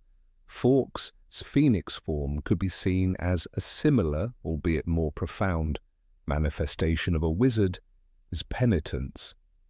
What makes this theory even more compelling is the specific timing of Fawkes' appearances throughout the series. Fawkes seems to come to Dumbledore's aid at the most pivotal moments, when Dumbledore is in need of help or when things seem most hopeless. One such moment occurs in Harry Potter and the Chamber of Secrets when Harry faces the basilisk. Fawkes appears just in time to heal Harry's fatal basilisk bite with his tears, enabling Harry to survive and ultimately defeat the basilisk. But the timing of Fawkes' intervention is significant. It is not just about his magical abilities, it is about his emotional connection to Dumbledore and Harry, suggesting that Fawkes is more than just a creature of magic.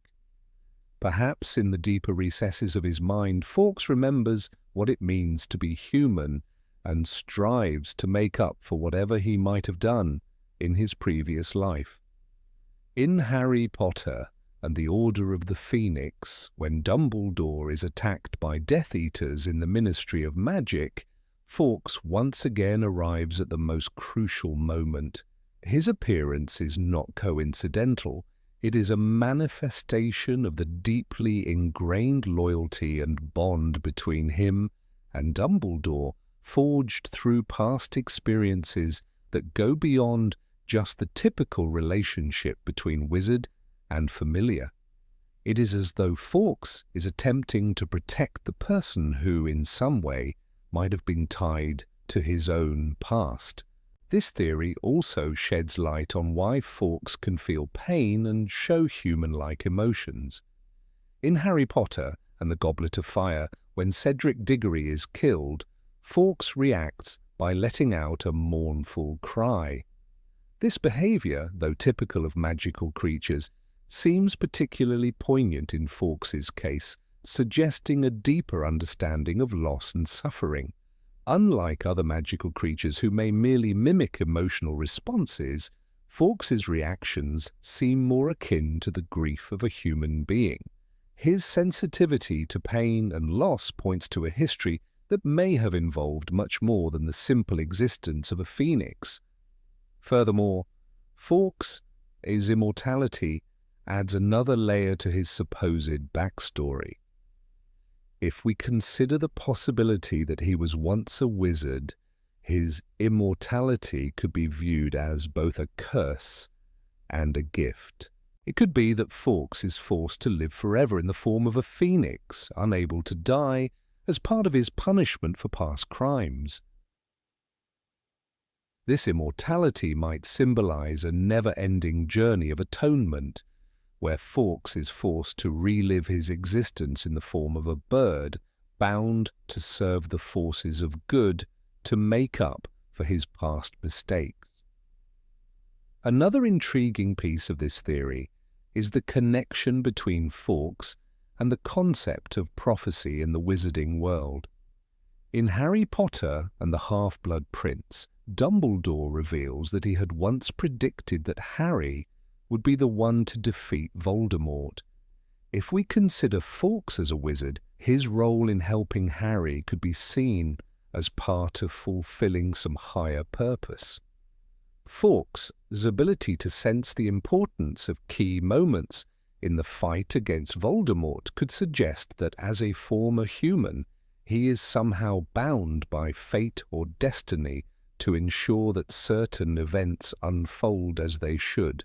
His involvement in these critical moments gives the impression that Fawkes has a deeper understanding of the larger forces at play, beyond just loyalty to Dumbledore. Additionally, the theory connects Fawkes' constant rebirth to the cyclical nature of redemption and repentance. The fact that Fawkes is perpetually reborn from the ashes symbolizes the idea of a person constantly trying to redeem themselves, forever striving for the opportunity to make things right. This mirrors the cycle of atonement that many wizards must undergo in their lives, as seen in the stories of figures like Snape and even Harry himself. Fawkes' rebirth, then, is not just a biological process, it is a reflection of his inner struggle and his ongoing journey toward redemption. Fawkes' role as a servant of light, his unwavering loyalty to Dumbledore, and his pivotal interventions during dark times further enhances the belief that he is more than just a magical creature. If he were indeed a former wizard, it would explain his deep connection to the fight against evil, as though he seeks to make amends for a past he can never fully escape. This adds an emotional complexity to Fawkes' character, turning him from a simple magical being into a tragic figure whose quest for redemption resonates deeply with the themes of guilt, punishment, and the desire for atonement that run throughout the Harry Potter series. Fawkes' story, seen through this lens, provides a fascinating twist on the concept of magical creatures in the wizarding world. He is no longer just a phoenix. He is a complex character, a being trapped between two worlds, trying to right the wrongs of his past. This theory offers a new understanding of Fawkes and his role in the series, transforming him from a mere companion of Dumbledore into a symbol of redemption, sacrifice, and the eternal struggle to overcome one his darkest moments. Number 23. Harry has no soul like a Dementor. There is a particularly dark and chilling theory among Harry Potter fans, one that suggests that Harry is not entirely human, but instead a soulless shell, much like a Dementor. This theory, while unsettling, has found some followers due to certain peculiarities in Harry's life and experiences. It suggests that when Voldemort attempted to kill baby Harry, something went horribly wrong. While the act was meant to create a Horcrux, the theory posits that the curse not only left Harry with a piece of Voldemort's soul, but that it completely destroyed Harry's own soul. What remained was merely a vessel, a body with memories, a magical potential, but no soul to guide him. The core of the theory hinges on an eerie observation. Throughout his life, Harry has been drawn to dark magic, artifacts and experiences that evoke a sense of dread. From a young age, Harry has had a peculiar attraction to dangerous items, many of which are tied to Voldemort's past. Take, for instance, his fascination with the mirror of Erised.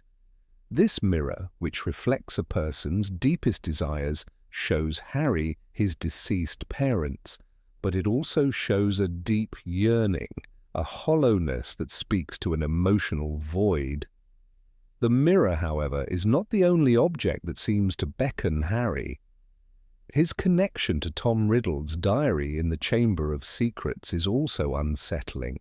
Despite its apparent malevolence, Harry is drawn to it, almost as if there is something within him that resonates with the dark, twisted magic of the diary. This inexplicable connection leads some fans to believe that the magic of Voldemort's soul lingers in Harry, drawing him toward the dark aspects of his own identity.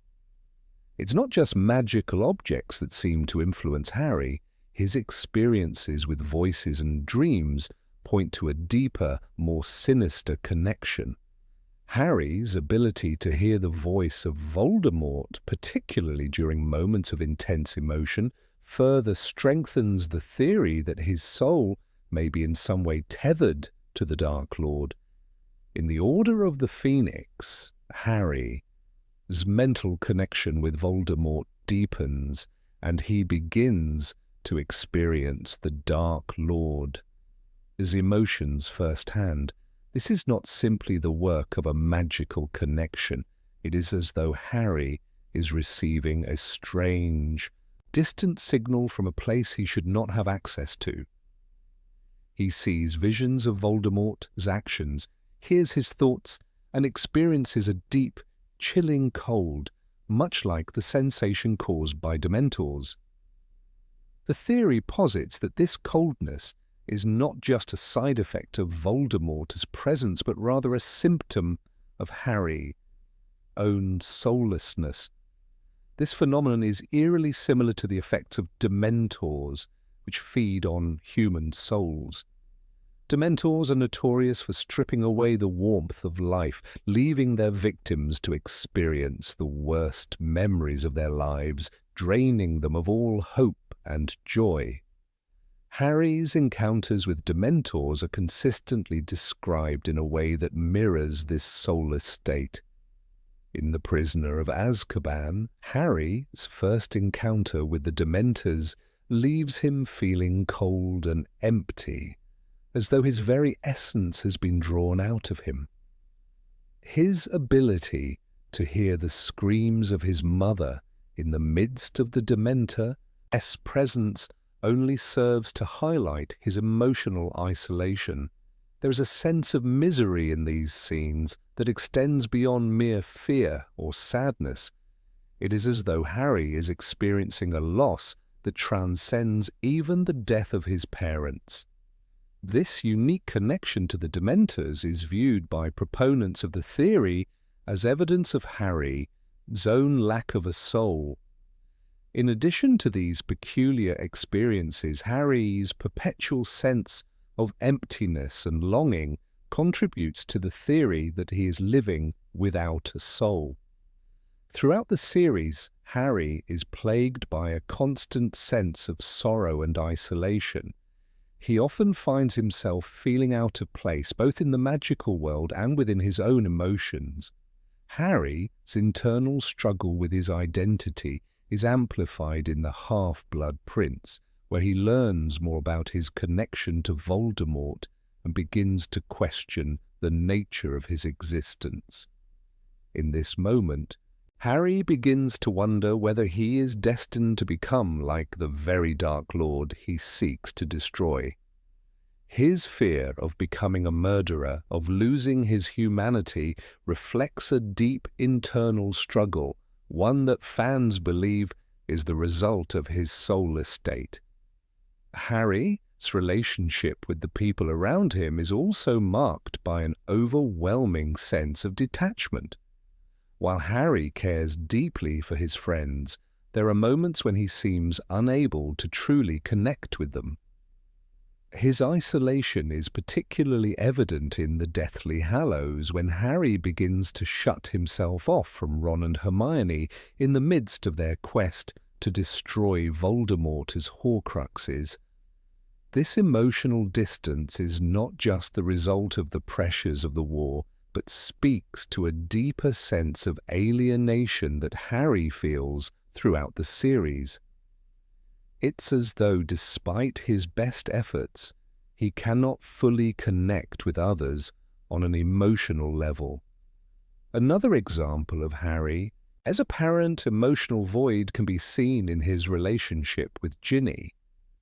While their romance is tender, there are moments when Harry's feelings for her seem somewhat distant, as though he is unable to fully engage with her in the way that one might expect from a deeply in-love young man.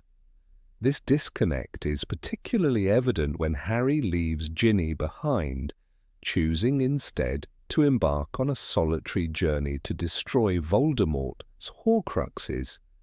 It is almost as though Harry feels that he cannot allow anyone else to become too close to him, lest they feel the coldness that seems to emanate from him. In The Goblet of Fire, Harry's connection to Voldemort is brought into sharper focus. During the duel in the graveyard, when Harry and Voldemort's wands connect, the two wands form a bond that forces Harry to witness memories of Voldemort's past. It is here that Harry begins to truly understand the darkness that resides within Voldemort, as well as the strange connection between them. The bond between Harry and Voldemort is not just a matter of magic or fate, but something deeper, something that transcends the boundaries of life and death. Some fans argue that this bond was forged when Voldemort's curse killed Harry's parents, and in that moment Harry's soul was destroyed, leaving behind only a hollow shell.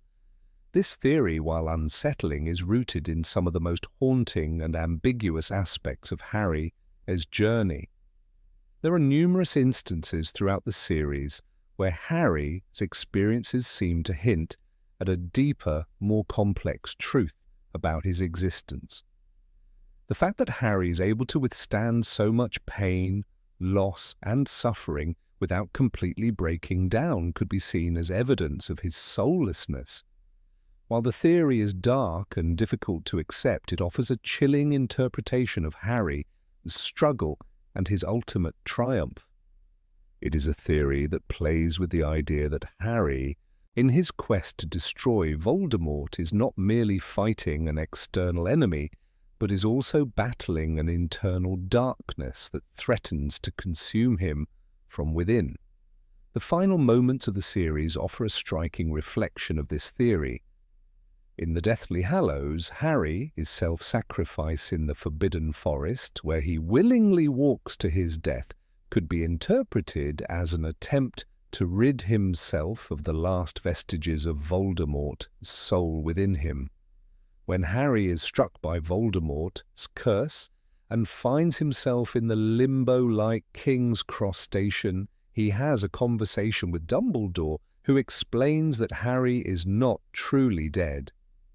It is here, in this moment of profound understanding, that Harry realizes the true nature of his existence, that his journey has been about reclaiming his soul from the darkness that once threatened to erase it completely. His return to the living world is not just a triumph over Voldemort, but a victory over the hollowness that had once consumed him. While the theory that Harry is a soulless shell may seem far-fetched, it offers a haunting and thought-provoking perspective on his journey. It raises questions about identity, humanity, and the price of sacrifice. Although the theory is speculative and unsettling, it underscores the complexity of Harry Potter's story and the internal struggles that define him as a character. Number 24. Parseltongue came from the Horcrux.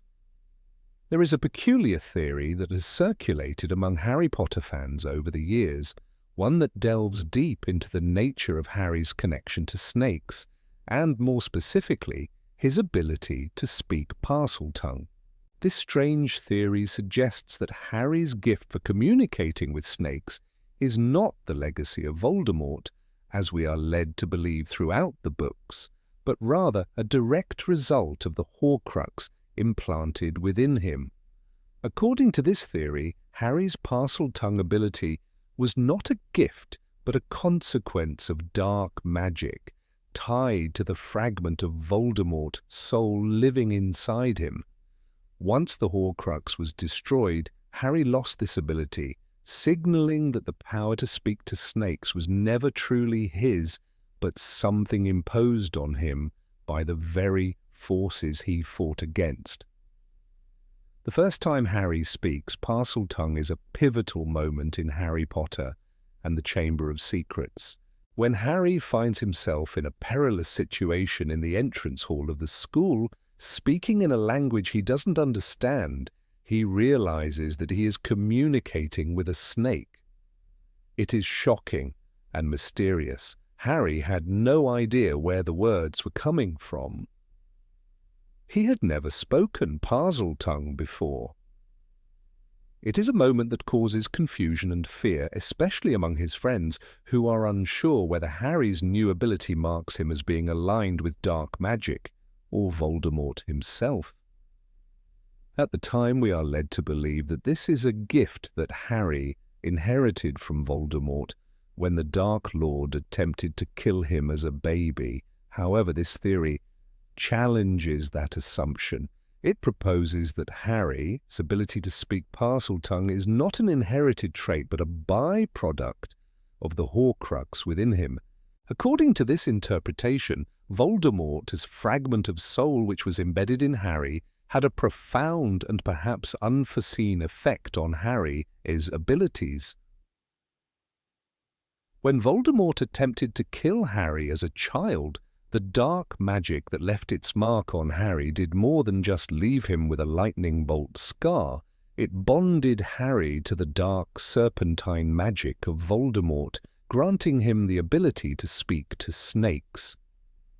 It is worth noting that throughout the series there is a subtle, almost uncanny connection between Voldemort and snakes. The Dark Lord is closely associated with them. He is often seen with Nagini, his loyal serpent, who plays a key role in his schemes. Voldemort's obsession with snakes is deeply intertwined with his identity. They represent his power, his authority, and his control over the magical world. By embedding a piece of his soul inside Harry, Voldemort inadvertently connected Harry to this same darkness. The idea that Harry never truly possessed the ability to speak Parseltongue as an intrinsic part of his identity adds a tragic layer to his character. Harry was not born with the gift of Parseltongue, nor was it an indication of some hidden, noble lineage. Rather, it was an accidental consequence of Voldemort's dark magic. This realization would make Harry struggle even more poignant. He was never truly a direct descendant of Slytherin, nor did he inherit the traits of Salazar Slytherin's bloodline. Instead, Harry was merely a temporary vessel carrying the darkness of Slytherin's heritage for a brief time. In Harry Potter and the Half-Blood Prince, Harry discovers the full extent of his connection to Voldemort. He begins to experience visions of Voldemort's thoughts, feelings, and actions, which further intensifies the bond between them. But it is during the destruction of the Horcrux, when Harry is forced to confront the piece of Voldemort's soul inside him, that the snake-like powers Harry has come to rely on fade. He no longer has the ability to speak Parseltongue once the fragment of Voldemort's soul is gone. This loss is significant. The moment Harry loses his ability to communicate with snakes, it marks the end of the influence Voldemort's dark magic had on him. It is almost as if a part of Harry's identity, something that had been linked to the Dark Lord, is severed, and in its absence, Harry is free. He is no longer a temporary host for Voldemort. His evil, no longer burdened by the snake's legacy. His connection to Voldemort's soul is finally gone, and with it the ability to speak Parseltongue. This loss is more than just the loss of a supernatural power. It represents the severing of the last tangible tie between Harry and the forces he has fought against throughout his life. Some fans argue that this theory makes Harry's journey even more tragic and heroic. Harry was never meant to be a bearer of Slytherin's blood or Voldemort's darkness. He was a victim of circumstances, a boy forced to carry the soul of a murderer within him in order to protect the wizarding world. Throughout the books, we watch Harry struggle with the weight of his destiny. His role as the Bat, quote, 61, he bears the burden of his own survival while also battling the dark forces that threaten to tear apart the world. And yet, the very power he inherits, the ability to speak Parseltongue, was not a gift, but a curse. It was a dark influence that he had no control over. Harry never wanted this power. It was imposed upon him by Voldemort's attempt to destroy him. When Harry first realizes that he can speak Parseltongue, he is horrified. He does not see it as a gift or a power, but as a curse that marks him as different, perhaps even dangerous. This mirrors the way Harry has often seen himself throughout the series. He is not a chosen hero with great gifts, but a boy who was dealt an unfair hand, forced to shoulder the burdens of his past. The fact that his connection to snakes is tied to Voldemort as dark magic only reinforces the idea that Harry is not the hero he is often perceived to be. He is a victim of circumstance, a pawn in a much larger and darker game. The theory also brings an interesting perspective on the idea of destiny in the Harry Potter universe. Throughout the series, Harry is often told that he is, quote 62, the only one who can defeat Voldemort. He is told that he has a destiny to fulfill, but what if this destiny was never truly his? What if the ability to speak Parseltongue, to inherit the dark magic of Slytherin, was never a gift that belonged to Harry? What if, instead, it was merely a side effect of the Horcrux within him, a temporary and involuntary link to the very forces he sought to destroy? After the destruction of the Horcrux, Harry is left with a sense of liberation. He is free from Voldemort's control, free from the darkness that had once tethered him to the Dark Lord. But his loss of Parseltongue serves as a reminder of the heavy price he paid for that freedom. The very thing that had once marked him as different, as special, was no longer a part of him. It was as if Harry had lost a piece of himself that he never truly wanted in the first place. He had been a temporary vessel for Voldemort's soul, and now that burden was gone. In the end, the theory that Harry's Parseltongue ability was a result of the Horcrux implanted in him adds an extra layer of complexity to his character. It suggests that Harry's connection to dark magic was never something he embraced or desired, but something forced upon him by fate. His ability to speak Parseltongue was not a gift, but a curse, marking him as a temporary vessel for Voldemort's power. Once the Horcrux was destroyed, that power was gone, leaving Harry to reclaim his true identity as a hero, not by inheritance, but by his own choice. It is this tragic journey of carrying the darkness within him and eventually freeing himself from it that makes Harry a story so poignant and relatable. Number 25. Lupin was never a real werewolf. It's easy to imagine how a fan theory about Harry Potter can take on a life of its own. Among the many strange and imaginative ideas circulating the fandom, one of the most peculiar involves the beloved character, Remus Lupin. According to this theory, Lupin, the humble and kind professor who taught defense against the dark arts at Hogwarts, was never actually a werewolf. Instead, it posits that Lupin was the victim of a powerful curse or suggestion during his childhood that made him believe he was a werewolf. In this alternative interpretation, his transformations and symptoms, which we are led to believe are signs of lycanthropy, are instead psychological manifestations, a result of mental conditioning rather than a physical curse. The idea that Lupin's entire condition could be the product of manipulation or some form of dark magic is one that stands in stark contrast to the established lore of the Harry Potter universe. It is a theory that challenges what fans thought they knew about Lupin, and with it, the nature of magical afflictions in the wizarding world.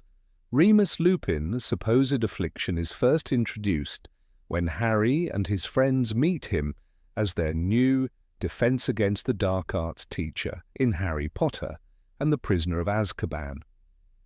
He is a man of deep kindness and wisdom, with a gentle manner that sets him apart from other adults in the series. He reveals his condition during the class when he explains that his werewolf transformations occur during every full moon, but there is a gap in this narrative throughout the entire series.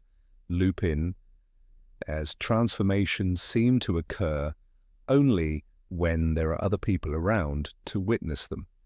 In fact, every time Lupin undergoes his metamorphosis, someone is there to see it, whether it's Harry, Ron, Hermione, or even the Marauders themselves. The first instance, for example, occurs when Harry, Ron, and Hermione travel to the Shrieking Shack and witness the horror of Lupin, his change. The core of the fan theory rests on a peculiar observation. The only time Lupin changes is when others are present. This is particularly telling in light of the fact that the symptoms of his transformations appear eerily psychological in nature. Lupin's initial warning to his students is that during the full moon they must be careful not to engage with him, or else they might face the wrath of his wolf-like instincts. But what if his transformations and his behavior during them are not truly the result of a physical curse, but instead some sort of mental conditioning or illusion? The theory suggests that someone, perhaps a rival or an enemy of his family, cast a curse on Lupin as a child, planting the idea that he was a werewolf and making him internalize the belief. This suggestion, planted deep into his psyche, would cause him to experience all the psychological and emotional symptoms of lycanthropy without ever truly becoming a werewolf. At first glance, the idea that Lupin is not a true werewolf seems far-fetched. After all, we know that lycanthropy is a magical affliction, one that carries with it significant consequences. In Harry Potter and the Prisoner of Azkaban, we are shown how Lupin takes every precaution to avoid harming others when the full moon approaches, such as locking himself in a secure location and only transforming in a controlled environment. But if Lupin was never actually a werewolf, his obsessive behavior around the full moon begins to make more sense. His insistence on isolation and his deep sense of shame could be attributed to the psychological trauma of believing he was cursed, rather than the genuine danger of his transformations. He doesn't want to harm others because he's been taught, whether by a curse or some other means, that he is dangerous. In fact, Lupin, over-preparedness for his transformations may be a defense mechanism, a way of coping with the deep-seated belief that he is something he is not. The implications of this theory stretch far beyond Lupin as character alone. If the curse or suggestion theory is true, it would suggest that the magic of the wizarding world is not limited to physical afflictions, but can also extend into the mind. This would imply that even the darkest spells are not confined to the realm of physical curses, but can alter a person's perception of reality itself. Lupin's entire identity as a werewolf, shaped by his experiences and those who have manipulated him, would be a profound example of the power of suggestion in the magical world. The theory not only challenges the idea of lycanthropy, but also opens up the possibility that other characters in the wizarding world might have been victims of similarly insidious manipulations. One might ask, then, who would want to create such a condition for Lupin? The answer lies in his past. As a child, Remus Lupin was bitten by a werewolf, Fenrir Greyback, who was known for his savage attacks on young children. Greyback's intention was to create more werewolves using the curse as a weapon. But in this fan theory, Lupin's bite was not merely a random act of violence. It was part of a greater plot by those who sought to discredit and ruin the Lupin family. Perhaps an enemy of the Lupins and a wizard or dark wizard with an agenda cursed Remus as a child, using the werewolf bite as a means to manipulate him. The belief that he was a werewolf could have been implanted using dark magic, or a curse designed to warp his perception of reality. The intent behind such a spell would be to isolate Lupin, to make him an outcast in a world that might otherwise have embraced him. It's not entirely outside the realm of possibility that someone like Fenrir Greyback, who is known for his predatory nature and his distaste for the non-werewolf community, would have been complicit in such a plot. Greyback's hatred of those who are not werewolves could have motivated him to assist in creating this illusion, making Lupin believe he was something he wasn't. Greyback's malice and lust for power would be a strong enough motivation for such an act, as it would allow him to manipulate Lupin for his own gain. By making Lupin believe he was a werewolf, Greyback could have isolated him from the wizarding world, turning him into a tragic figure who would be doomed to live a life of solitude and shame. At its core, the theory is a reflection of how deeply psychological manipulation can shape a person, was reality. Lupin's understanding of himself as a werewolf becomes a self-fulfilling prophecy. Every time he transforms, it reinforces the idea that he is cursed, and every action he takes to prevent harm further cements his belief in his own monstrosity. This tragic cycle of self-doubt and guilt based on the belief in a false condition would explain the deep sorrow and anguish that defines Lupin, his character. It also casts a new light on his relationships with other characters, particularly his friendship with Harry, Ron, and Hermione. Lupin's need for secrecy and his reluctance to open up about his condition take on a different significance if we consider that his shame may not be based on a true affliction, but on a psychological scar left by his past. The idea that Lupin's condition is the result of a curse rather than a natural transformation changes how we view him as a teacher, a friend, and a man. It suggests that much of his isolation is not due to the uncontrollable nature of his transformations, but because of a deep-rooted belief in his own cursed state. This would add another layer of complexity to his character, making his experiences of loneliness and exclusion even more poignant. In the end, the fan theory about Lupin not being a true werewolf offers a fascinating reimagining of one of the most beloved characters in the Harry Potter series. It challenges our understanding of lycanthropy, the magic of suggestion, and the power of belief. While it remains an unconventional idea, it serves as a testament to the creativity and depth of the fandom, offering a new perspective on a character who has long been seen as a symbol of kindness, resilience, and the struggle against personal demons. It's a theory that forces us to reconsider the true nature of magic and its potential to shape not only the physical world, but the mind as well. Number 26. Ginny used a love potion on Harry. The Harry Potter fan community is a vast and creative landscape, full of theories that stretch the imagination and challenge the canon of J.K. Rowling's world. One of the most contentious and widely debated theories involves Ginny Weasley and the possibility that she used a love potion to win Harry Potter's heart. This theory, while entirely unsubstantiated by the original text, has taken on a life of its own, captivating the minds of fans who see it as an explanation for Harry, seemingly abrupt romantic interest in Ginny in the 6th book, Harry Potter and the Half-Blood Prince. The argument starts with the observation that Ginny's affection for Harry is no secret. From the very beginning of the series, it's clear that she harbors a deep crush on the boy who lived. She tries to conceal it, but Harry's fame and her own shyness make it impossible for her feelings to remain unnoticed.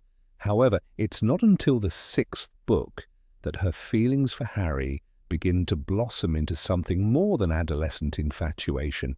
By then, Harry's heart has been through the ringer with past relationships like Cho Chang failing to truly connect with him.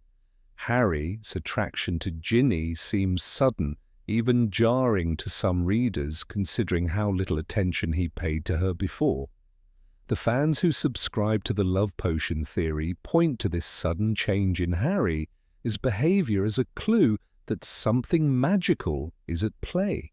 The fan theory hinges on the idea that Ginny, knowing Harry's hesitance and emotional baggage when it comes to relationships, took matters into her own hands.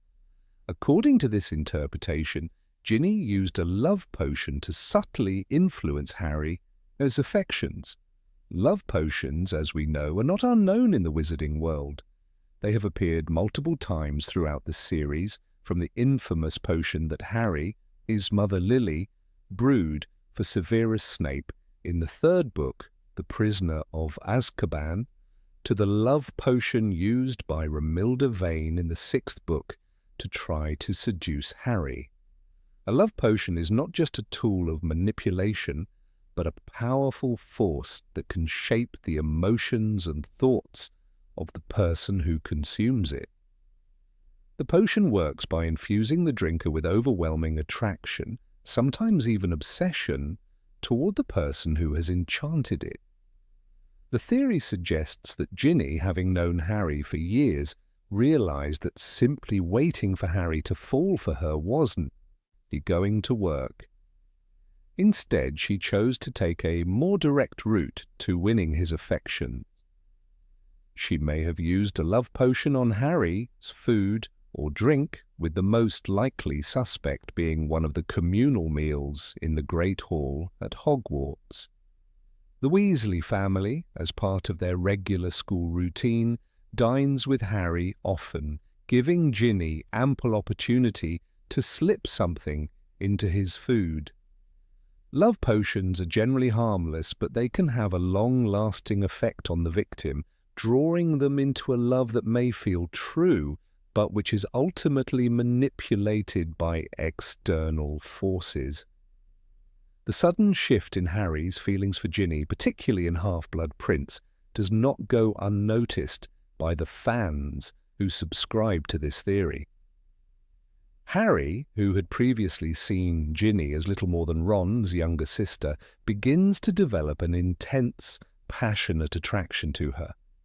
One moment in particular stands out to these fans. When Harry watches Ginny in the Quidditch match and experiences what can only be described as a deep emotional reaction, it's not merely physical attraction. Harry feels something deeper, something that blinds him to any other possibility. This change, they argue, is far too abrupt and deep to be explained by mere coincidence.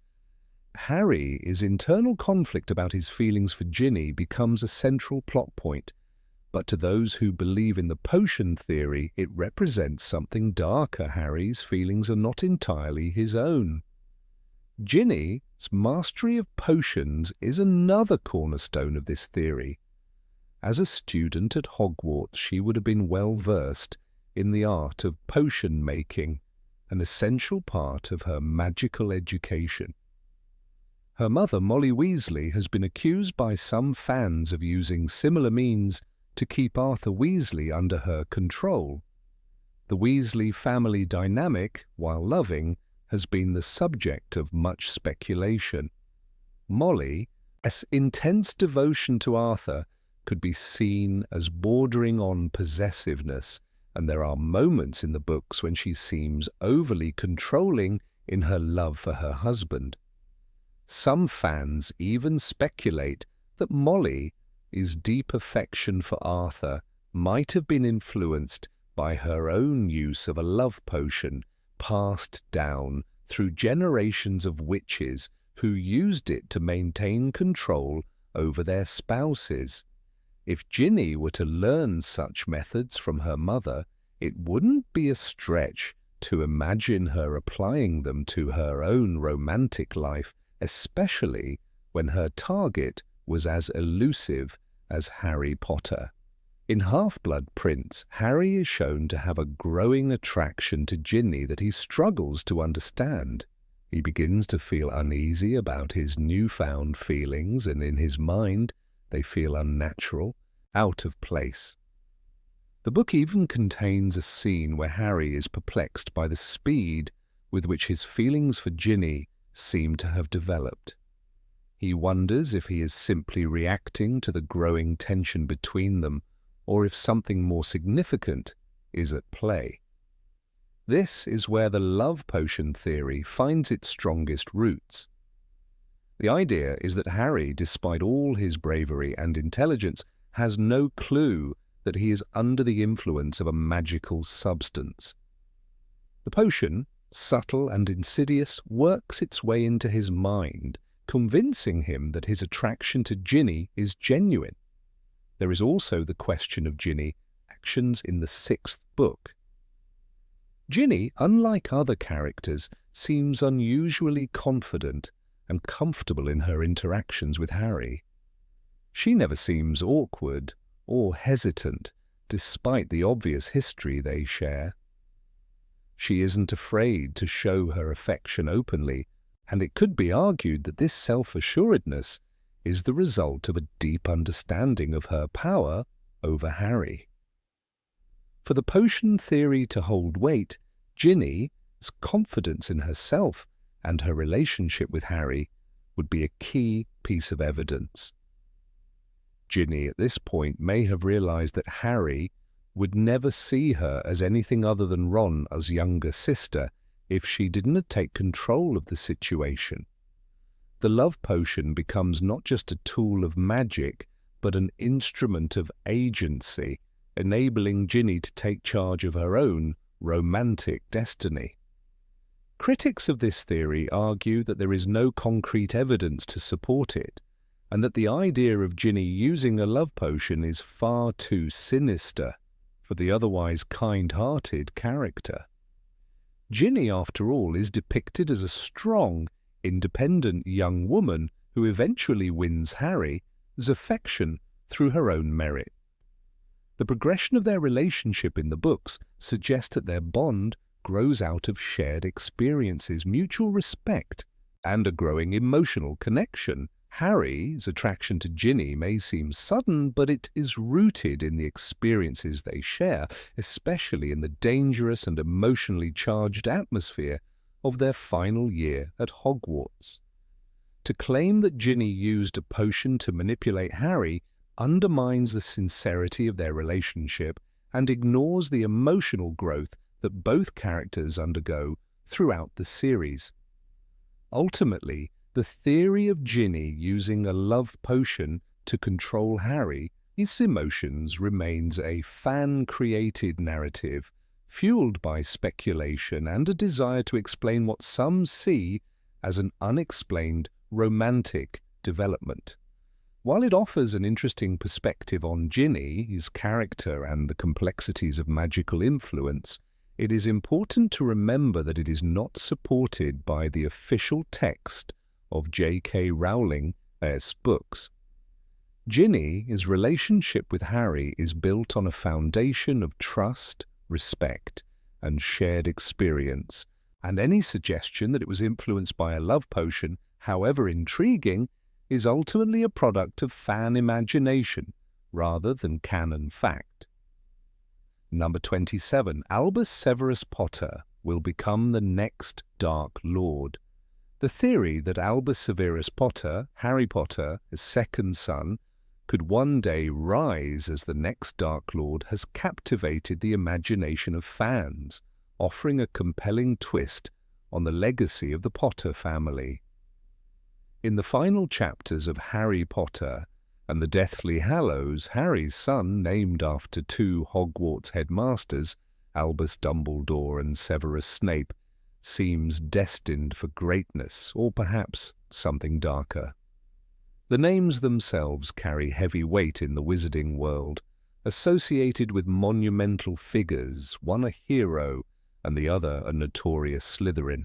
The idea that Albus Severus Potter might walk a path similar to that of Voldemort but with a refined political acumen is a theory that is rooted in both the subtleties of the Potter legacy and the deeper symbolism of the characters' names.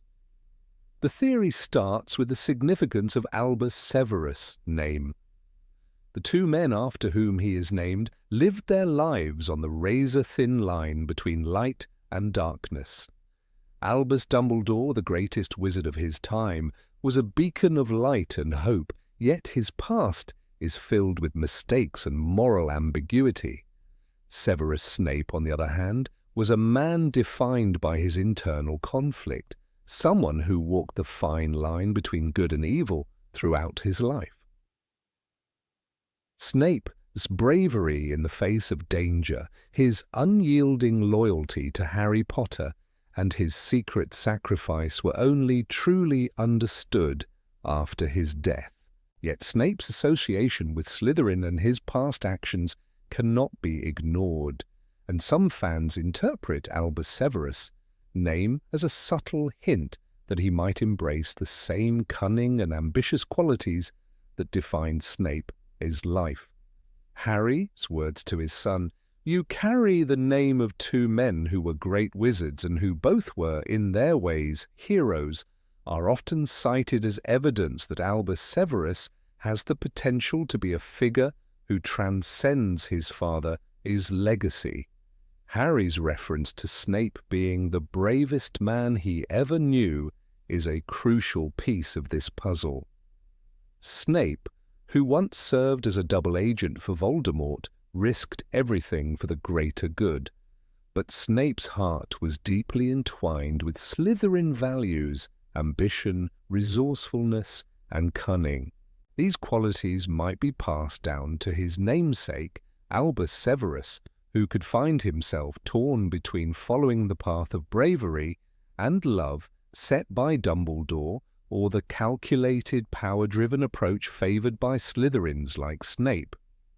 Some fans believe that Albus Severus' journey will mirror that of Snape, leading him into a power struggle that could either unite or divide the wizarding world.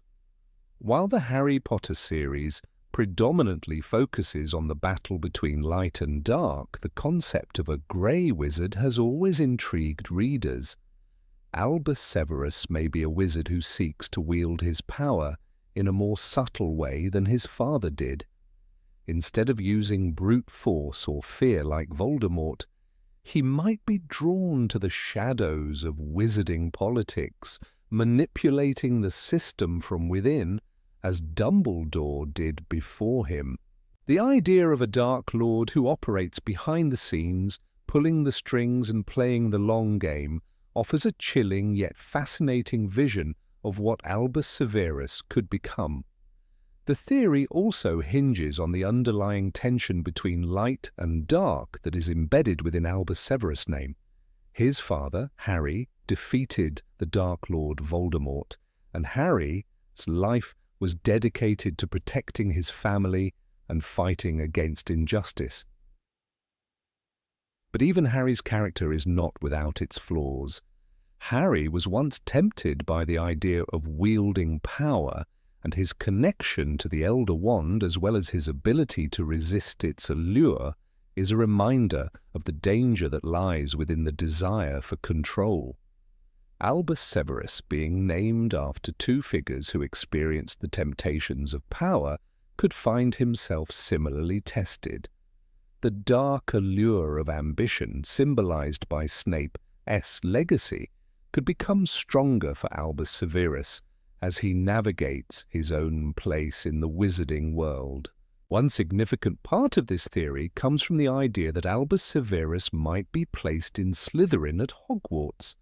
In Harry Potter and the Deathly Hallows, the Sorting Hat briefly considers placing Harry's son into Slytherin, a possibility that causes concern for Harry. This moment is symbolic because Slytherin House is often associated with dark traits, ambition, cunning, and a desire for power, yet it also values resourcefulness and leadership. While Harry himself was a Gryffindor, he recognizes the value of Slytherin qualities, even if they were part of Voldemort's dark legacy. Fans speculate that Albus Severus, despite his father's ties to Gryffindor, might find himself in Slytherin, where his potential for greatness could be nurtured. His arrival in the house could be seen as a turning point, marking the beginning of his journey toward embracing the more complicated aspects of his identity. The idea that Albus Severus will become a new Dark Lord is also fueled by the potential political implications of his character. Unlike Voldemort, who used terror and violence as his primary tools, Albus Severus might employ more sophisticated methods of influence. He could be a wizard who understands the intricacies of politics and public perception, someone who is able to manipulate those around him for his own ends without revealing his true intentions. This political savvy would make him a more dangerous and insidious figure than Voldemort ever was.